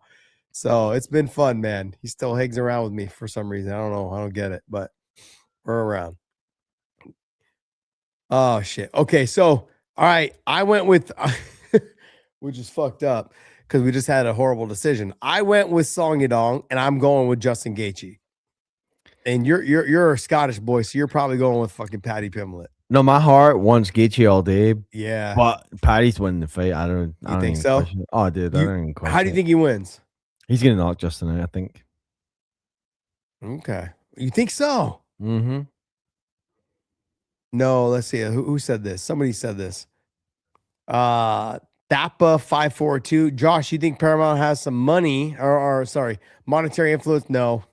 It's run by the Las Vegas Athletic Commission. Stop this guy. Look at this guy. Look at Zeke. Zeke right here. 662. Josh, stop picking. No, you're you know what? Bets.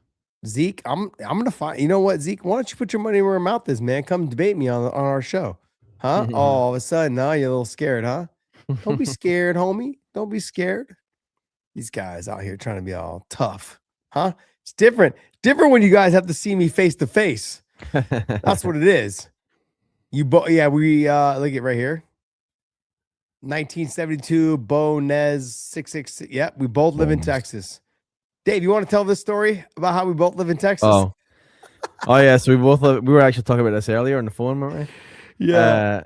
How we were in San Jose during COVID, and Tanya and I were thinking about moving to Nashville, and then you're like, "Oh, I'm checking out a spot in Texas," and we were like, "Oh, okay."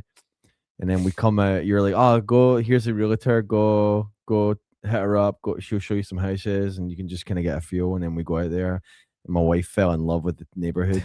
And you're like, "Oh yeah, we're moving around the corner from you guys. We're gonna be like right one block over." And then we put an offer in, we get a house, and you're like, by the way, we're not moving. We're moving to Dallas. It's fucking like 3 hours away. He's like, you fucking asshole. I was like, oh shit. Oh man. It's all right. I talked 4 people into moving here. They all moved here. So 2 of them moved to Austin area and 2 of them moved to the Dallas area. So, and it's funny. You know what's funny though is you guys came the first time. You guys put offers in on houses. I don't know. My buddy Rich, he came here for the first time. They were like, "Oh, we're just gonna check and see." They put offers in on houses the first time they came here. They were like, "Yeah, we're in." There's a perception about Texas. Like, there's a perception prior to coming here 5 years ago. Now I think people have opened up to this idea that Texas is kind of like the new emerging spot. But like 5 years ago, Texas definitely had a stigma around it. And my wife was like, I'm not moving to Texas. Yeah. And you're like, just go look at houses. And so she's like, all right, okay, we'll go look at houses. And then she's like, oh, we're moving to Texas.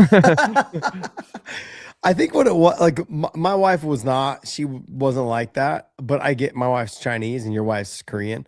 Mm-hmm. So I understood like there's just not like coming from California, you expect it to be a little bit more of a, like a melting pot, and you don't realize until you get here.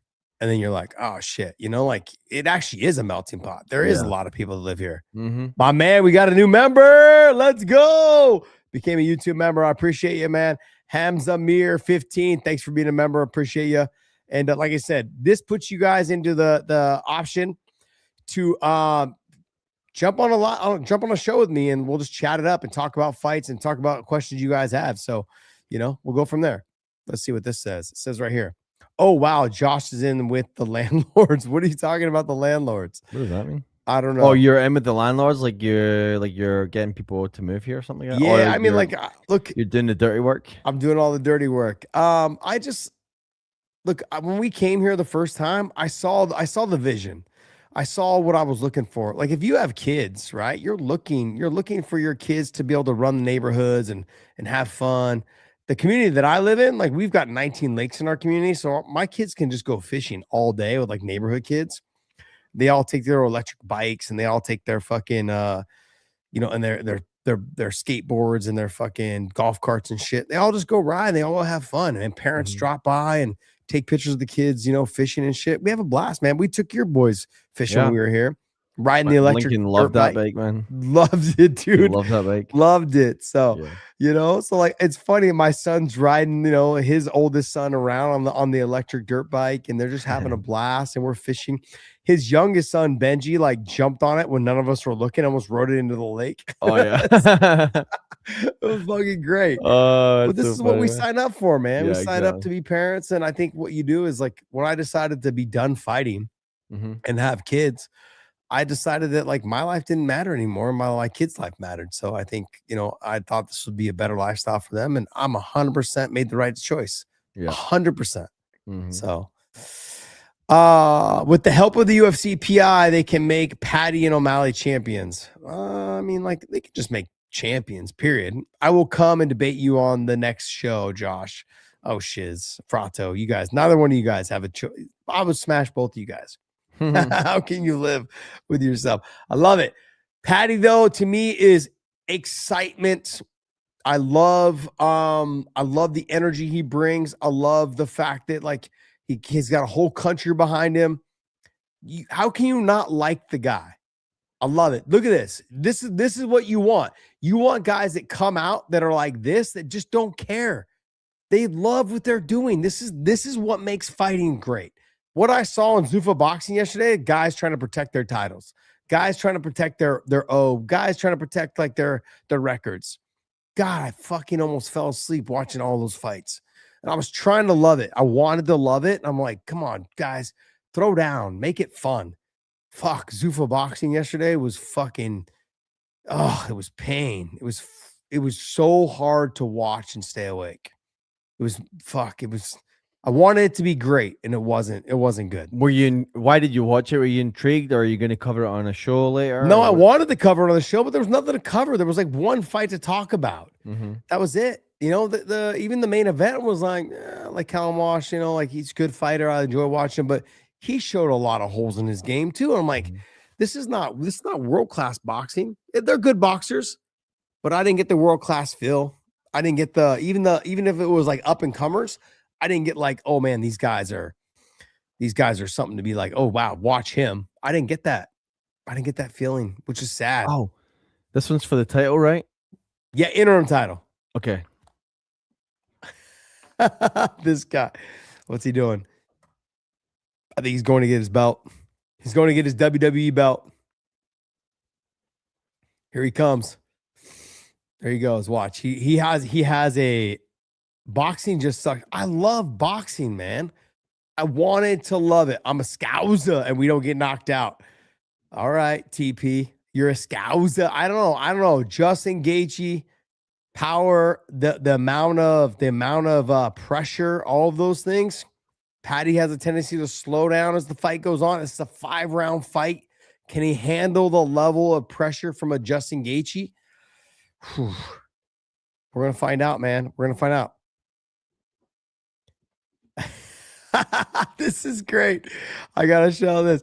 Oh, I'm going to wait for podcast Dave to come back. Prato, good one, buddy. Good one. Where can we purchase a Paddy wig? I don't know. We got to figure out a Paddy. That's a cool little saying.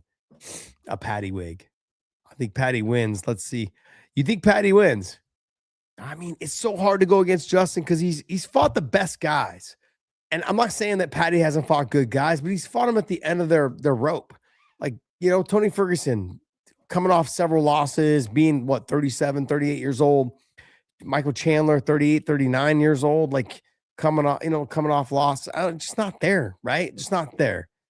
So Paddy's last 4 opponents have record of 0-14. That's where this guy. Dave, I want you to read that comment right there. Read that comment someone said. What's to say? Is podcast Dave coming out of the closet? It was fucking great. Oh, it's fucking great. All right, guys. Gotta be ready for this title fight. Ready? It's all the same, right? WWE, UFC now, it's all the same. They're all owned by the same company, so it's all the same. Well, to be honest, I was gonna watch WWE tonight. It's on tonight, but is it? I chose to. I love that you're hanging out with me. I love this. It feels a little bit like old times. You were always off camera. I wanted to have you on camera more. I think this is good. I love having you on. Dave is still a kid. I am still a kid, man. It's so good. You are still a kid. This guy got a full-on belt. Look at this guy. Man. This was a Christmas gift to me, actually, from my wife several years ago. Was it? Yeah. Who got it for you? My wife. Oh, Tanya? Yeah, she texts my buddy and she's like, hey, I want to get him one of these belts. How do I do this? That's so great. Oh, damn, this is great. Woo. The odds. Let's see, man. The odds right now. They got Dustin. They got Dustin. They got Justin at a where's he at? Is it a plus 200? Holy shit. And then you got Paddy at a minus 245. That's insane to me. That's insane to me. I don't know. Paddy's a big body, though. People don't realize how big Paddy's body is. He's big body, cuts a lot of weight. Look, Justin's 5'11", Paddy's 5'10". I don't know, man. They look pretty close when I saw him. 37, 31. Paddy's in his prime. This is the moment. Minus 240. They have it more. They have it 245. So they got 240. It's the main event. There we go. Look at Bruce, man. This guy, fucking legend. Been around forever. How do you guys see this? Justin knock his ass out. Knock his out ass. My buddy's watching right now. He just texts me saying, take that fucking belt off. Oh, that's fucking great. Tell your buddy to jump in the comments and talk some shit. I love it. Oh, man. That's my buddy Chris. He came in one of your remember you used to do those like events at your gym with that guy. He used to like teach like the CrossFit kind of stuff. Oh yeah, Anthony. No. He was a bit more of a established guy in the space. Okay. It was like a camp. It was like a camp. Oh yeah. Mike Slemmy. Yes, that one. Yes, yeah. Mike Slemmy taught a Bulgarian bag / kettlebell course. Mm-hmm. Yeah, it was like a 3-hour long course. It was awesome, man. Mike Slemmy's fucking. Shout out to Mike Slemmy, man. He's a fucking great guy. Great guy. So, Paddy the baddie. Paddy the come on, Dave. He's your people. He's part of your people. Is that what we're supposed to do? Oh no, I mean, like I'm riding with Justin. I'm an old head though, guys. So there's a little bias there. I love Paddy. Look at Paddy, fucking ripped and shredded, man. Freshly married, newly married guy. Oh, Armin's in the crowd. Do you think he's gonna come in after the fight? Nah, they're gonna fuck Armin some more. But you know what? I will say this, man. Armin, to me, doing a great job while he's not fighting, promoting his brand. This guy's he's been on his media tour, fucking absolutely fucking amazing. Absolutely amazing. I fucking love it. Love it, love it, love it. I love that he's like basically telling the UFC, hey, like people are loving me right now. I guess I just saw something. I saw something earlier. He pays for this young kid's gym membership so he can train to be a fighter. He pays his annual membership for him. It's fucking great. That's fucking awesome. Yeah, love that shit. Josh, who get the best in the gym, Koss or Fitch? Oh, you know what happens in the gym stays in the gym, fella. Mm-hmm. Sorry, my man. Paddy for the win. Justin says patient. You will always have KO power. Okay. Let's see what else we got. Dana wouldn't allow Armand in the cage. Yeah, he won't let him in the cage. Justin's a favorite. Justin's the favorite? Oh wait, no, is he? No, Paddy's the favorite. Why is he wearing red? Is it because he's ranked higher? Yes. Oh. Yep. His neck looks fine. Yeah. I don't know if it's an ingrown hair, but look. Fuck. You know how many times I fought with Staff? It's fucking insane. Fought with Ringworm, fought with Staff. Shit. I don't know guys that have like Luke Rockhold fought with like gout when he won the title, the UFC title against Chris Weidman. He was on meds that whole week. Could barely put fucking weight on his foot that whole week. He still fought. Let's go. Let's go. I gotta fast forward, man. You're fucking 5 seconds ahead of me. Mm-hmm. I'm not gonna react if something happens. I won't. No, react. I fast forwarded, so all right. See where you're at. You're at 44, 43, 42. Let me see. 41. No, I'm at 42, 40. Yeah, still at 5 Oh, seconds. you're still. All right, catch up or just stay where you are. I'm Yeah. not gonna react. I won't react regardless. We're close. I'm 24. 20. Yeah, I'm off by a second or two. That's closer. Yeah. I like those kicks. I like those kicks by Paddy. He's got to be very careful, man. Chin is way up in the fucking air. Oof. Ugh. That's what scares me right there, man. Oof. Look, I think when people see Justin, they're like, oh, he's just a guy. Ooh, that hurt Justin a little bit. You can see Justin's like, okay, shook his head. Like, I got you. Justin's getting really low. Do you think? What's your thought? Like every single time he's getting really, really low. Oh, big shots. Paddy looking good. What's your thought on that? Like, is that dangerous? I mean, I know it's dangerous, but yeah, it's dangerous because Paddy throws like really weird like body kicks. Oh, yeah. Big shot. Oh shit. Hey, he's in trouble. He's in a lot of trouble right now. Paddy's rocked. You gotta be very careful. He's got oof. Nice work by Justin Gaethje. Watch Paddy. Paddy's gripping that elbow so he can't get his hands free. See how he's got the glove locked too? Very nicely done by Paddy to kind of slow down Justin Gaethje. There you go. The control, like he's going to tell him to scoot back. Get up. Get up. He's going to tell him to get up. Nice work, though. Nice work. Oh, big uppercut, though, by Paddy. That's what I'm saying. Like, Justin just is not like... It's one of those things where I'm like, is it just ingrained in Justin to dip his head like that? Yeah, it is. Time?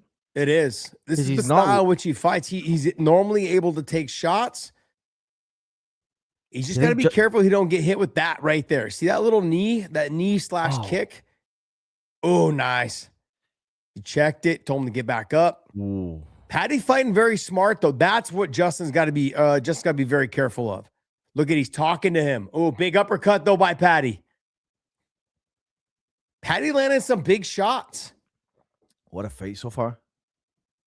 Exactly this is where Paddy wants to be. What Justin's got to do is he's got to try to drag him into a little like deeper rounds.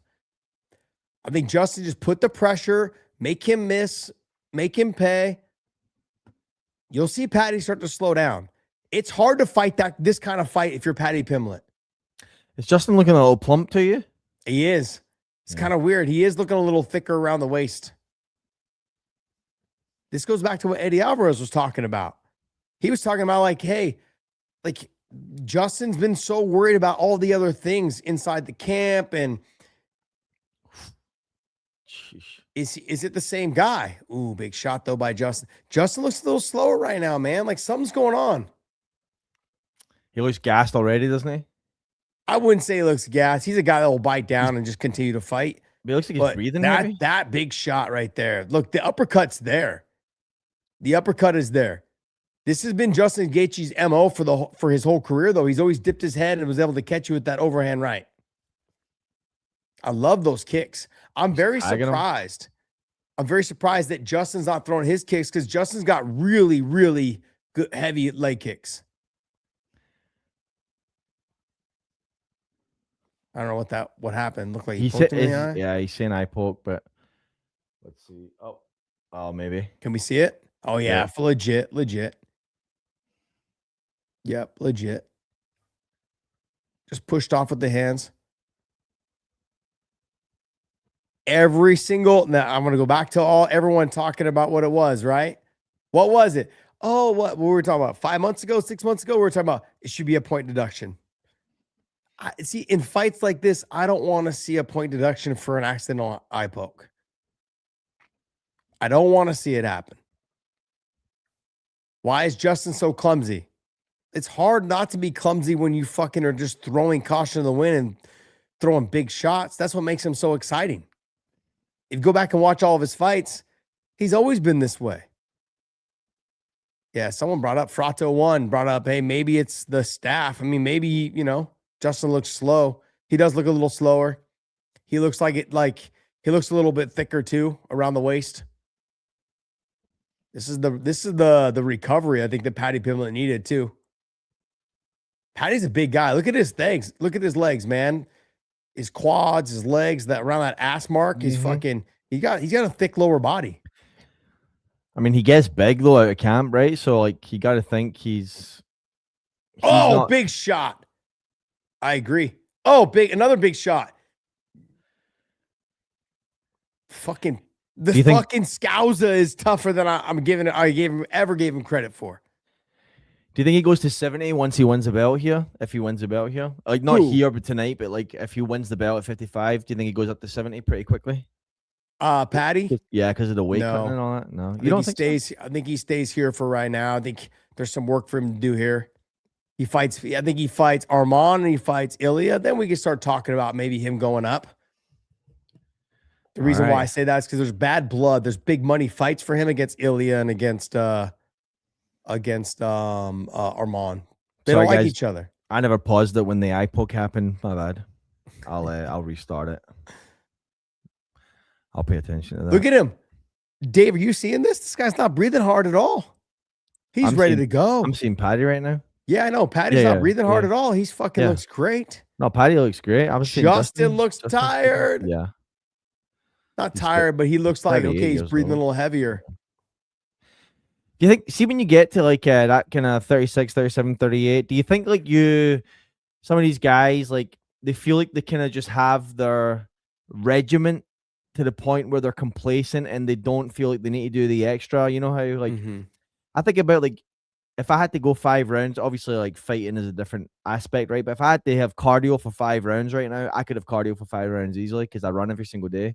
But do you think some of these guys like just kind of, they don't do the little bit extra just to compensate for the age? Fuck you. Did you just say you could go 5 rounds easily because you run every single day? Like if I had, I said cardio specifically. I said like if I had to have cardio for 5 rounds, I could have cardio for, I'm not saying fight. I said if I had to fight, obviously fighting's a different part of it. But if I had to run around the cage for 5 minutes, 5 times, I could easily do that. Do you think you could run around the cage for 25 minutes straight? Yep. Yeah. Easily. With just someone pressuring you to get out of the way? And I'm the same age as Justin. Yep. Interesting.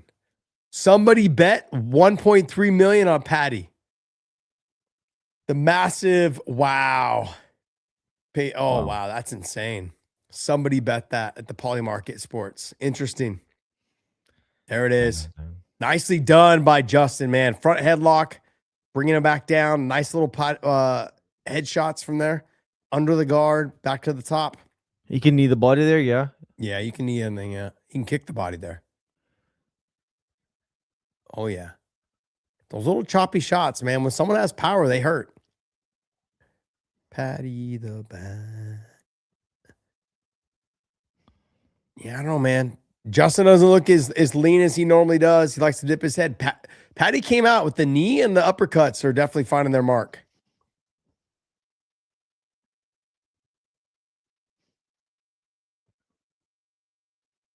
Oh, man.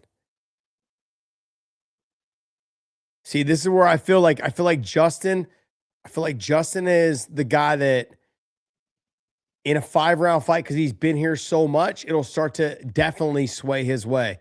Nice shot, though, right there. But Paddy, though, look at Paddy taking a big, deep breath. Everything that Paddy is throwing is very hard.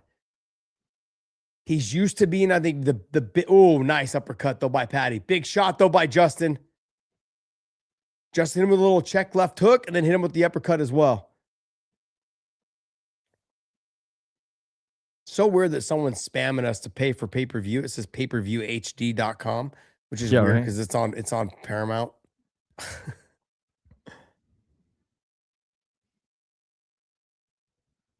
And he's missing a lot. And those misses take so much energy out of you. So much energy. This is fucking great.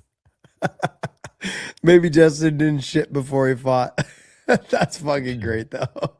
Oh, that's funny. Sometimes, man, sometimes you fucking, right before you got to walk out, you're like, shit, I got to shit. It happens all the time. It does. The nerves kick in. You're like, all of a sudden, you feel like you got to shit. This style. Yeah. See this style of fight right here where Justin's used to it. Like, let me just put pressure. Justin got to be careful dipping his head to the right like that. Paddy throws that little like body / head kick all the time. Like as he's falling backwards. Nice front headlock though by Justin. Great job. Sorry, my wife just was like... Front headlock, beautiful. This guy with his podcast day with his strap on. Not that kind of strap on, but...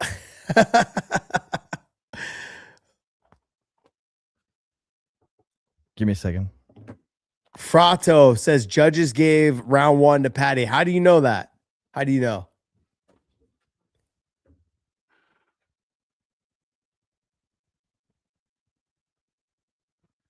There we go. I like that front headlock, man. Oh, big knee. Whether it was hard or not, it still looked good. It made the judges think that almost won him the round, or it potentially could win him the round. It makes it look like he knocked him down. Nice body kick, though, by Paddy. Paddy's slowing down. The shots are not coming out as fast. That was a big shot. Big shot. This is big trouble. Paddy's in a lot of trouble right here.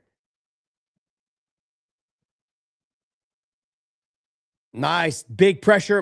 Top pressure, elbows, heavy hipped. Paddy's got to start working back to a guard, getting back to some sort of submission.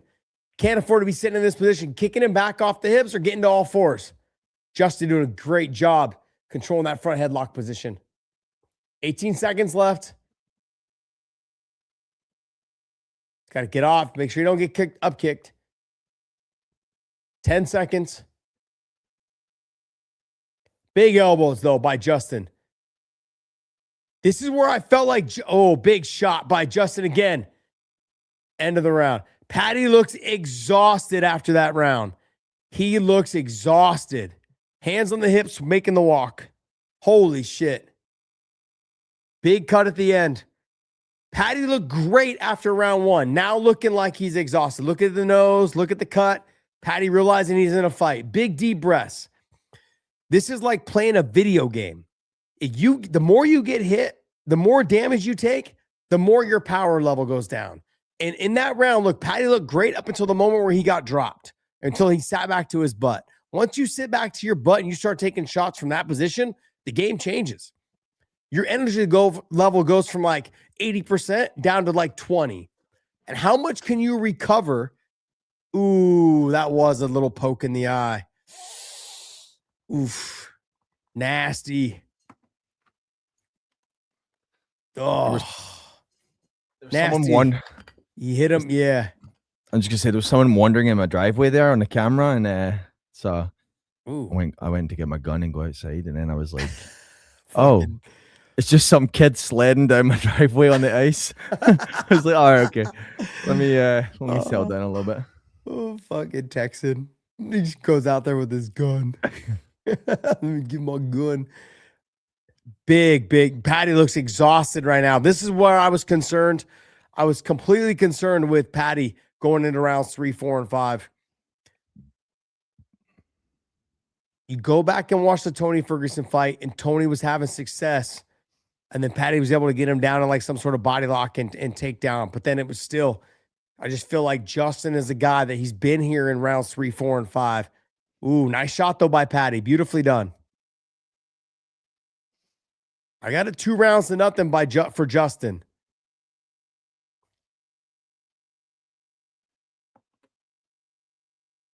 Nice.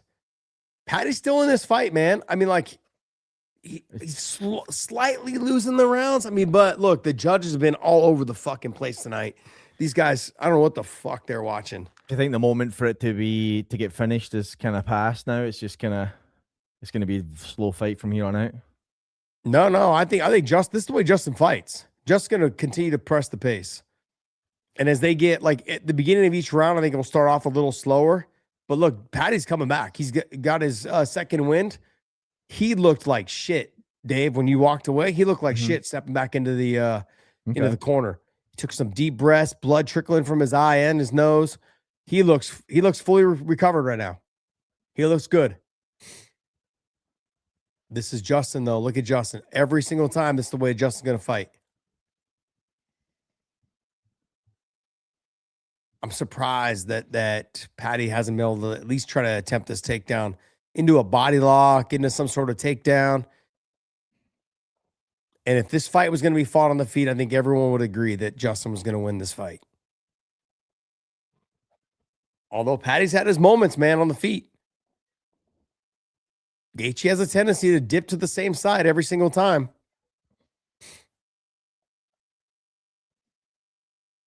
There it is. Leaving himself out of it's just chasing. Out of position all the time. Paddy doing a good job of keeping his distance.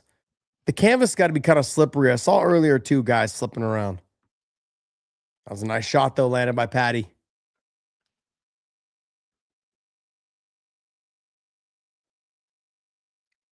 Nice work. I like that. More of that by Gaethje, or not Gaethje, but Paddy needs to happen. The little snap head kicks, little snap to the inside leg kick. That makes that person like kind of hesitant to step forward. Big right hand, though, right there by Gaethje.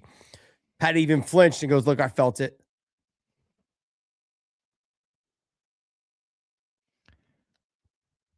I definitely think Justin's knockdown in early on stunned Paddy beyond like what he thought was going to happen. Well, he knocked him down again in the second. Yeah. But I'm just saying, I'm sure that first one was like, oh shit, he's actually not an old guy that I'm just gonna walk through. You know, and that's the thing though, is that you get into a guy who's been into this, he's been in this fucking mess forever. And look, Justin right now is, big straight left by Paddy. Beautifully done. Stepped in. If I'm Paddy, I'm pushing. There it is. This is what Paddy needs. Justin with straights. Yeah. Oh, and this is what the difference is that Paddy, when he gets in trouble, he does what he can to survive. Justin steps forward and just digs into the dog. Like, I'm just going to stand here and trade with you. The a la Max Holloway situation. Holy shit. This is fucking insane. Paddy doing a great job. Oh. What a fight. What a fight so far, man. Took it in the nads. Little jump kick. Right to the, right to jump knee. Let me get you right in the domes. Knee to nuts. Justin is not, gosh, guys. Come on, man. This is a tough fight. Justin is not throwing this fight. No one goes out there and chooses to get hit as much as Justin's been hit tonight. But like, oh yeah, I'm gonna throw this fight for this. No fucking way. No fucking way. There's 2 rounds left. We're in round 3, 50 seconds left. Someone was asking. Go ahead, Dave. Oh shit, I forgot to pause the timer again here. We're at 42, 41, 40, 39, 38. 37. You're a little slower than me right now. Oh, am I? Yeah. Paddy looked good this round, man. I'm gonna say that Paddy probably won this round.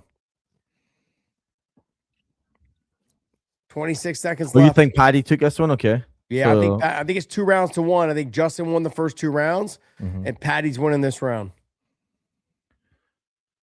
Which is shocking because I thought after Paddy big right hand though by Justin. Man, Paddy's got a fucking chin. Scouser. The fucking Scouser chin. Scousers don't get knocked out. That's what. That's my best Scouser impression. I don't know, man. I feel like Justin's getting Scousers don't get knocked out. I feel like Justin is he's getting hit and he's like, fuck, this guy's hitting me harder than I'm fucking used to being hit. Like I've got hit by the best guys, and this guy's fucking hitting me with this unorthodox, shitty looking stand-up, and it's fucking effective. That's going through his mind right now. I was like, how is this guy hitting me? And it's fucking having an effect on me. Holy shit, what's going on? Look at Justin. He looks a little tired.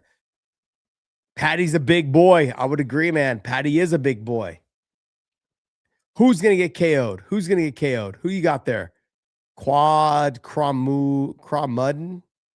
Quade? Is it Quade? Cade? I think Cade is how you say that. Okay.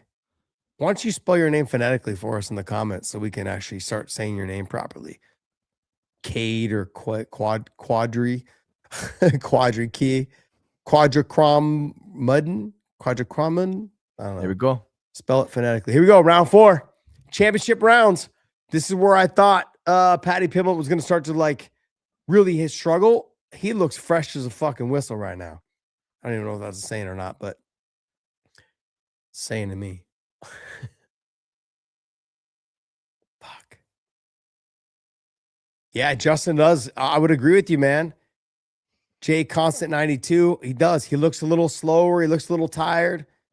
Yeah, I do feel like Justin's chance was that first round. Ooh. Yeah. Oh, big shot though, right there by Justin. That's what he's used to doing. Paddy's in trouble right now. Paddy's stumbling back a little bit. Justin sees it a little bit. He's coming forward. Gonna try. Oh, hit him again. Just barely missed him. Nice attempt though. Get back away.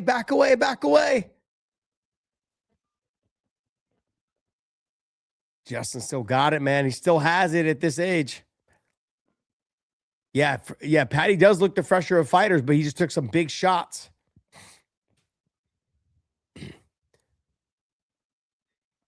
I'm really surprised that Paddy hasn't like tried to like pull a half guard and try to get some sort of sweep or anything along those lines.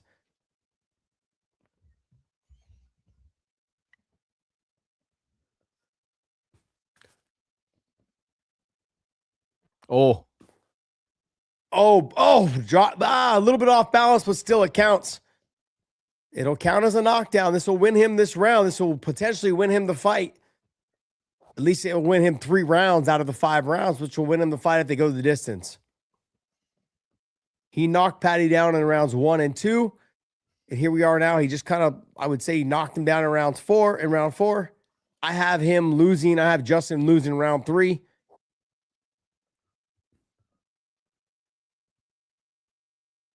Paddy's still dangerous. Oh, big right hand, though, by Gaethje. See, watching Gaethje right now, though, he wins the interim belt. How does he fare against Topuria? It's tough, man. The boxing style of Topuria, his power, his technique. Oh, big shot, though, by Justin again. Paddy's in a lot of trouble right here. Paddy's in a lot of trouble. Justin just looks exhausted, man. Yeah. It's the style he fights, though.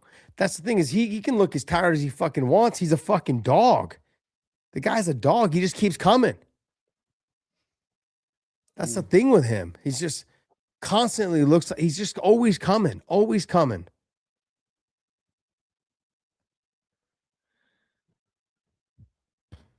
Let's go.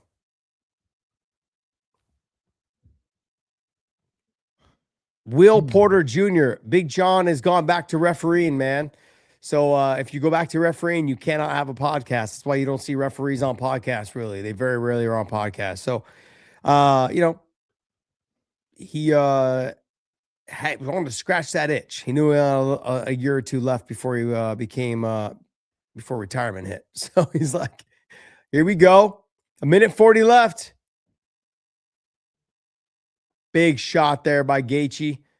Man, fucking the Scousers. A lot, honestly, to be honest, a lot tougher than I ever gave him credit for. If anything, I'm becoming a huge Paddy Pimblett fan watching this fight right now. To me, I didn't want to give him, like, not that I didn't want to give him, like, I didn't give him the respect he deserved with the Tony fight. And with the Chandler fight, both guys were older. Both guys were not fighting the way they normally fight. This right here, you got nothing but respect, man. Right now, kick to the body, big shots. I think Justin Gaethje is going to walk out of this cage going like, shit, man, I was in a fucking fight. Oh, if that would have landed. Paddy Pimblett with the spinning back elbow. Justin missing just out of way. Fuck, what a fucking... These guys are fucking throwing down. This ain't over. Paddy's still dangerous. Those spinning back elbows.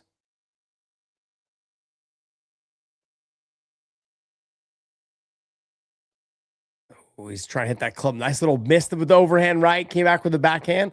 Pimp hand is strong. Great work, though. Great work by Paddy Pimblett, man. He's still in this fight. 18 seconds. If Paddy's able to drop Justin or hit him with he could win this round. Look at Paddy trying to get it. Oh, the canvas has got to be super slippery. All these guys have been slipping all night. Nice But shot. you can't blame the slippery canvas because everybody's got to deal with it. Yeah, that's true. Everyone's got to deal with it. This fucking guy. Look at him. Look at him. Still, I'll take it, man. Paddy, you won me over, brother. Not that you care, but you won me over. Shiz has a 3-1 Justin. Yeah, I got a 3-1 Justin also. We'll see. Yeah. I can't get him. I can't get him. This is a fucking great fight, man. Look, this fight is way better than I thought it was going to be. I think Paddy has earned everyone's respect fighting someone like Justin Gaethje. And Justin's like proved himself too. The fact he's like 38 and the way he's hanging in. Yeah. And after the Max knockout as well, like you need to give a guy like that credit who can come back and not just get flatlined in the first round by a young kid. Yep. I agree, man. I agree. Justin brought up some good points. He's like, look, everyone still looks at me like I didn't win a fight after I beat, Max, even though he won the Fiziev fight. He's like, that doesn't count. He's like, the Max Holloway fight, I still look at it as that being my last fight. He's got to get this win. Can't afford to let it go right now. It's 3-1 right now. I got Justin. He keeps dipping to that same side. I'm getting concerned that Paddy's going to throw a kick on that side the same time he dips.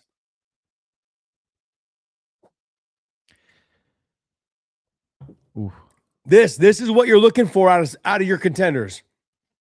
If you're big shot by Justin Gaethje over top. Is there a prelim that beats this for fight of the night? No, I don't think so. Okay. They had great knockouts earlier, but there wasn't like a fight that was really fight of the night that was like this. So you reckon this will get fight of the night, and I would imagine somebody will get performance in the prelims because there was no real performance of the night prior to this, was there? No, I don't think so. On the main card? I don't think so. Not on the main card. What Sean get the performance of the night? Oh man. This was a great performance by both guys. It'd be nice if they got fight of the night and performance of the night. So then they could cash out both of them. This was to me the best fight of the night. Oh, he's in a lot of trouble. He got caught with a beautiful shot by Paddy Pimblett. Holy shit. Paddy's got to make space and let the hands go. Take him down. Oh, Paddy got hit with a little glancing shot out of the return. Justin keeps dipping to that right side, man. At this stage in his career as a coach, it's going to be too hard to even try. What do you think about this? Going to get him down. This is where Paddy wants it to be. Oh, I got to be honest, man. I'm surprised he didn't try this earlier. Yeah, I was going to say, what do you think about this in the fifth, halfway through the round? I mean, his chances of getting a submission as they're both tired definitely go up. He's the better grappler in terms of grappling jiu-jitsu. Okay. But I think Justin's the better wrestler. As we just saw right there, Justin gave him some big hips, was able to stop the takedown. But Paddy, physical size, can he get to the corner? If he can get his hips to his hips, like on the corner, see how he's trying to step to that right side? If he can go hip to hip and then lift and scoop and take him down, that'd be beautiful. Let's go. Let's go. What's Paddy missing in that clinch there that like you think he could have utilized to get a takedown? He needed to get his hips closer to his corner, to the hips on the corner. Okay. If he gets to the hips on the corner and then locked in his elbows close around his hips, like squeeze his elbows together, like between on the backside of the ass and on the towards the crotch, and then able to kind of lift and scoop, could have Matt returned him. Yep. Justin is legit. Like, he's got to be very cautious in this next minute 40. Ooh. I think Paddy is one of those guys that, like, he's going to do shit like that. You've got to be very careful of. If I'm Paddy Pimblett, though, I'm doing flying knees. I'm throwing punches and trying to land flying knees. Just trying to throw down. You got to fight him like Max Holloway fought him there, just like that. That's what I'm saying. You got to throw things that he just is not, that he's so tired to recognize that he won't see it. There's that knee again, right up the middle. Continue to throw that up the middle. Then those shots. You got to follow up. You're the younger, faster fighter. There you go, right there. That's the shots. He needs to let it all hang out. Holy shit, he's letting it go. This is where he needs to fight. Look at his corner in the background, yelling and screaming at him. Let it go, let it go. Paddy needs a miracle. You're right there, Royale Lou or whatever won the cheese. You're right. He does need a miracle, but he's got the age on his side. He's got all these things on his side. He's got to let it go. What a fight, man. What a great fight. Fight of the night, performance of the night goes to this. Everyone else, $25,000 bonus for finishes if you got one. If you didn't get a finish tonight and you went the distance, these guys are locking up the fight of the night and the performance of the night. Paddy definitely deserves performance of the night, and this fight deserves fight of the night. It's looking like Paddy's. If the judges are reading it the same way as the stats, Paddy could walk away with it. Oh, jeez. I just can't. Oh, he hit him and kicked him in the nuts. Wow. Way to finish it. He hit it. You got to give it to Paddy Pimblett. You got to give it to him. I don't know if he's going to win the fight. I have Justin winning this fight. I have Justin Gaethje winning this fight. I picked Justin Gaethje to win this fight beforehand, but man, you got to give it to Paddy Pimblett the whole time. First rounds 1 and 2, he gets dropped. Round 4, he gets dropped. More of like a knockdown off balance because Justin caught the leg. But ultimately, man, this fight, it depends on how you ruled that knockdown in round 4. Did they give him rounds 3, 4, and potentially 5? It puts it in a really weird situation. I have Justin winning the fights round 1, 2, and 4, and then losing rounds 3 and 5. But man, Paddy Pimblett looked fantastic. I just won me over. I was a fan. I was already a fan. But I was concerned that he wasn't ready for this level. Prove me wrong. 100% prove me wrong. Great fight. Great job, Paddy Pimblett. Great job, Justin Gaethje. Great job. So I don't know how it's going to go. I don't know if you won or not. But, I mean, ultimately. Scouses don't get knocked out. Homeboy didn't get knocked out tonight. He got dropped a couple times, but never gave up. Never got knocked out. Yep. Scouser didn't get knocked out. Someone says right here, who do you have? You have Shiz 19, rounds 1, 2, 4, and 5. 5 was a close round. And I think maybe Paddy won the last part of that round. So I could see that. In round 4, it really comes down to how they judged whether Paddy got knocked down when Justin caught his leg and hit him. So I don't know, man. I don't know. I'm surprised they're allowed to wear that poly market in the cage. I think is that Polymarket or is that Paddy the Baddie? No, it says. Oh, does it say Pimblett? Maybe it says Pimblett. No, I think it's a P and then a B, like a P and a backward B. Okay, score it for me, guys. Can you guys hear the scorecards? 48-47, 49-46, 49-46. But unanimous decision. Ah, good job, man. Good job. They got one fucking judge's scorecard right tonight. They got one of them right tonight.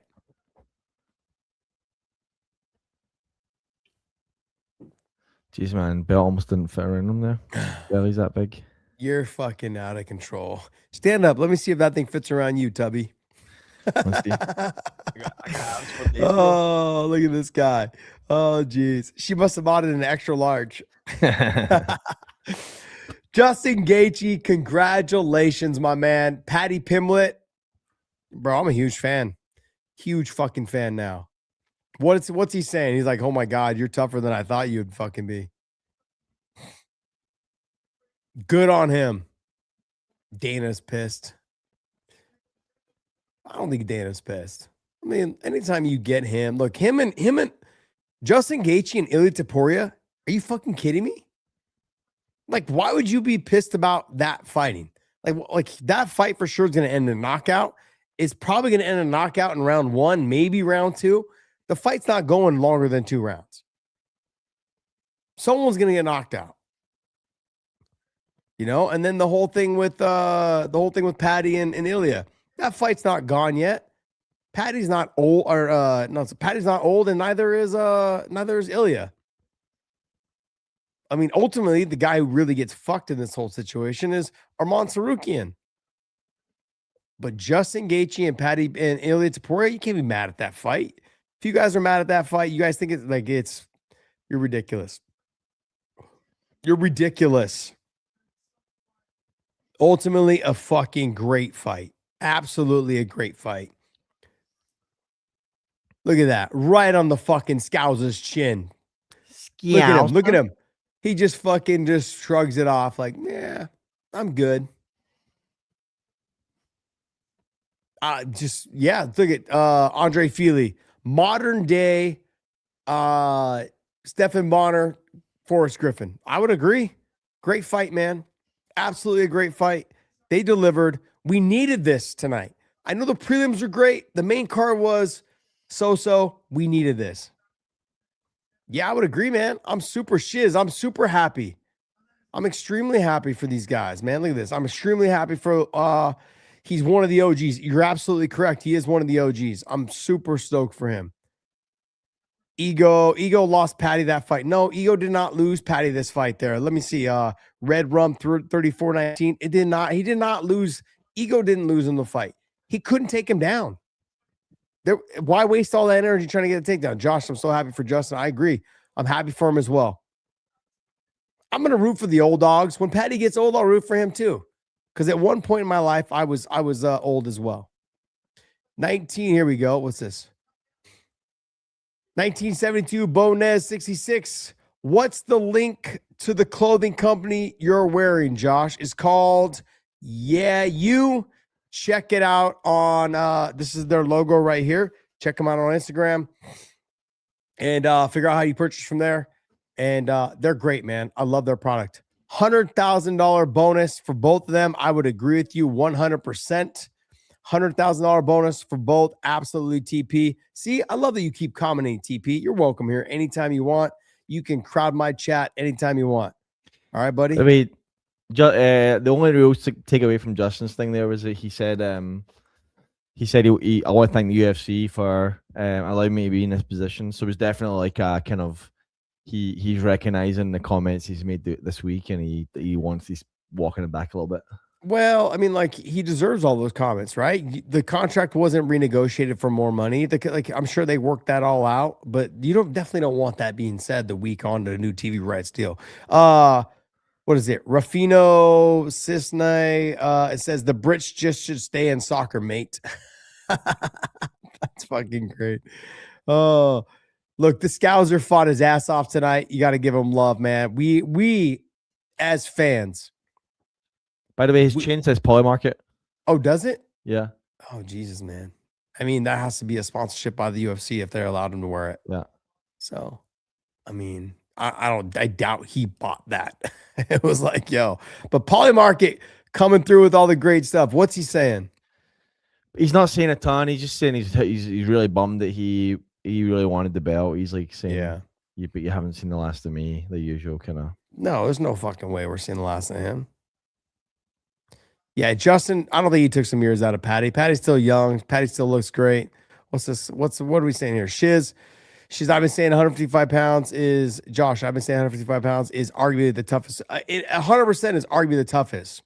It's always been the toughest, since the earlier days. Think about this: BJ Penn, Matt Serra, Carl Uno, Josh Thomson, Yves Edwards. Like, we had a group of great fighters early on. Sean Shirk, Kenny Florian, like those guys, and Joe Daddy Stevenson. Like it's just been all the best guys. Guys, there was enough to spread the wealth.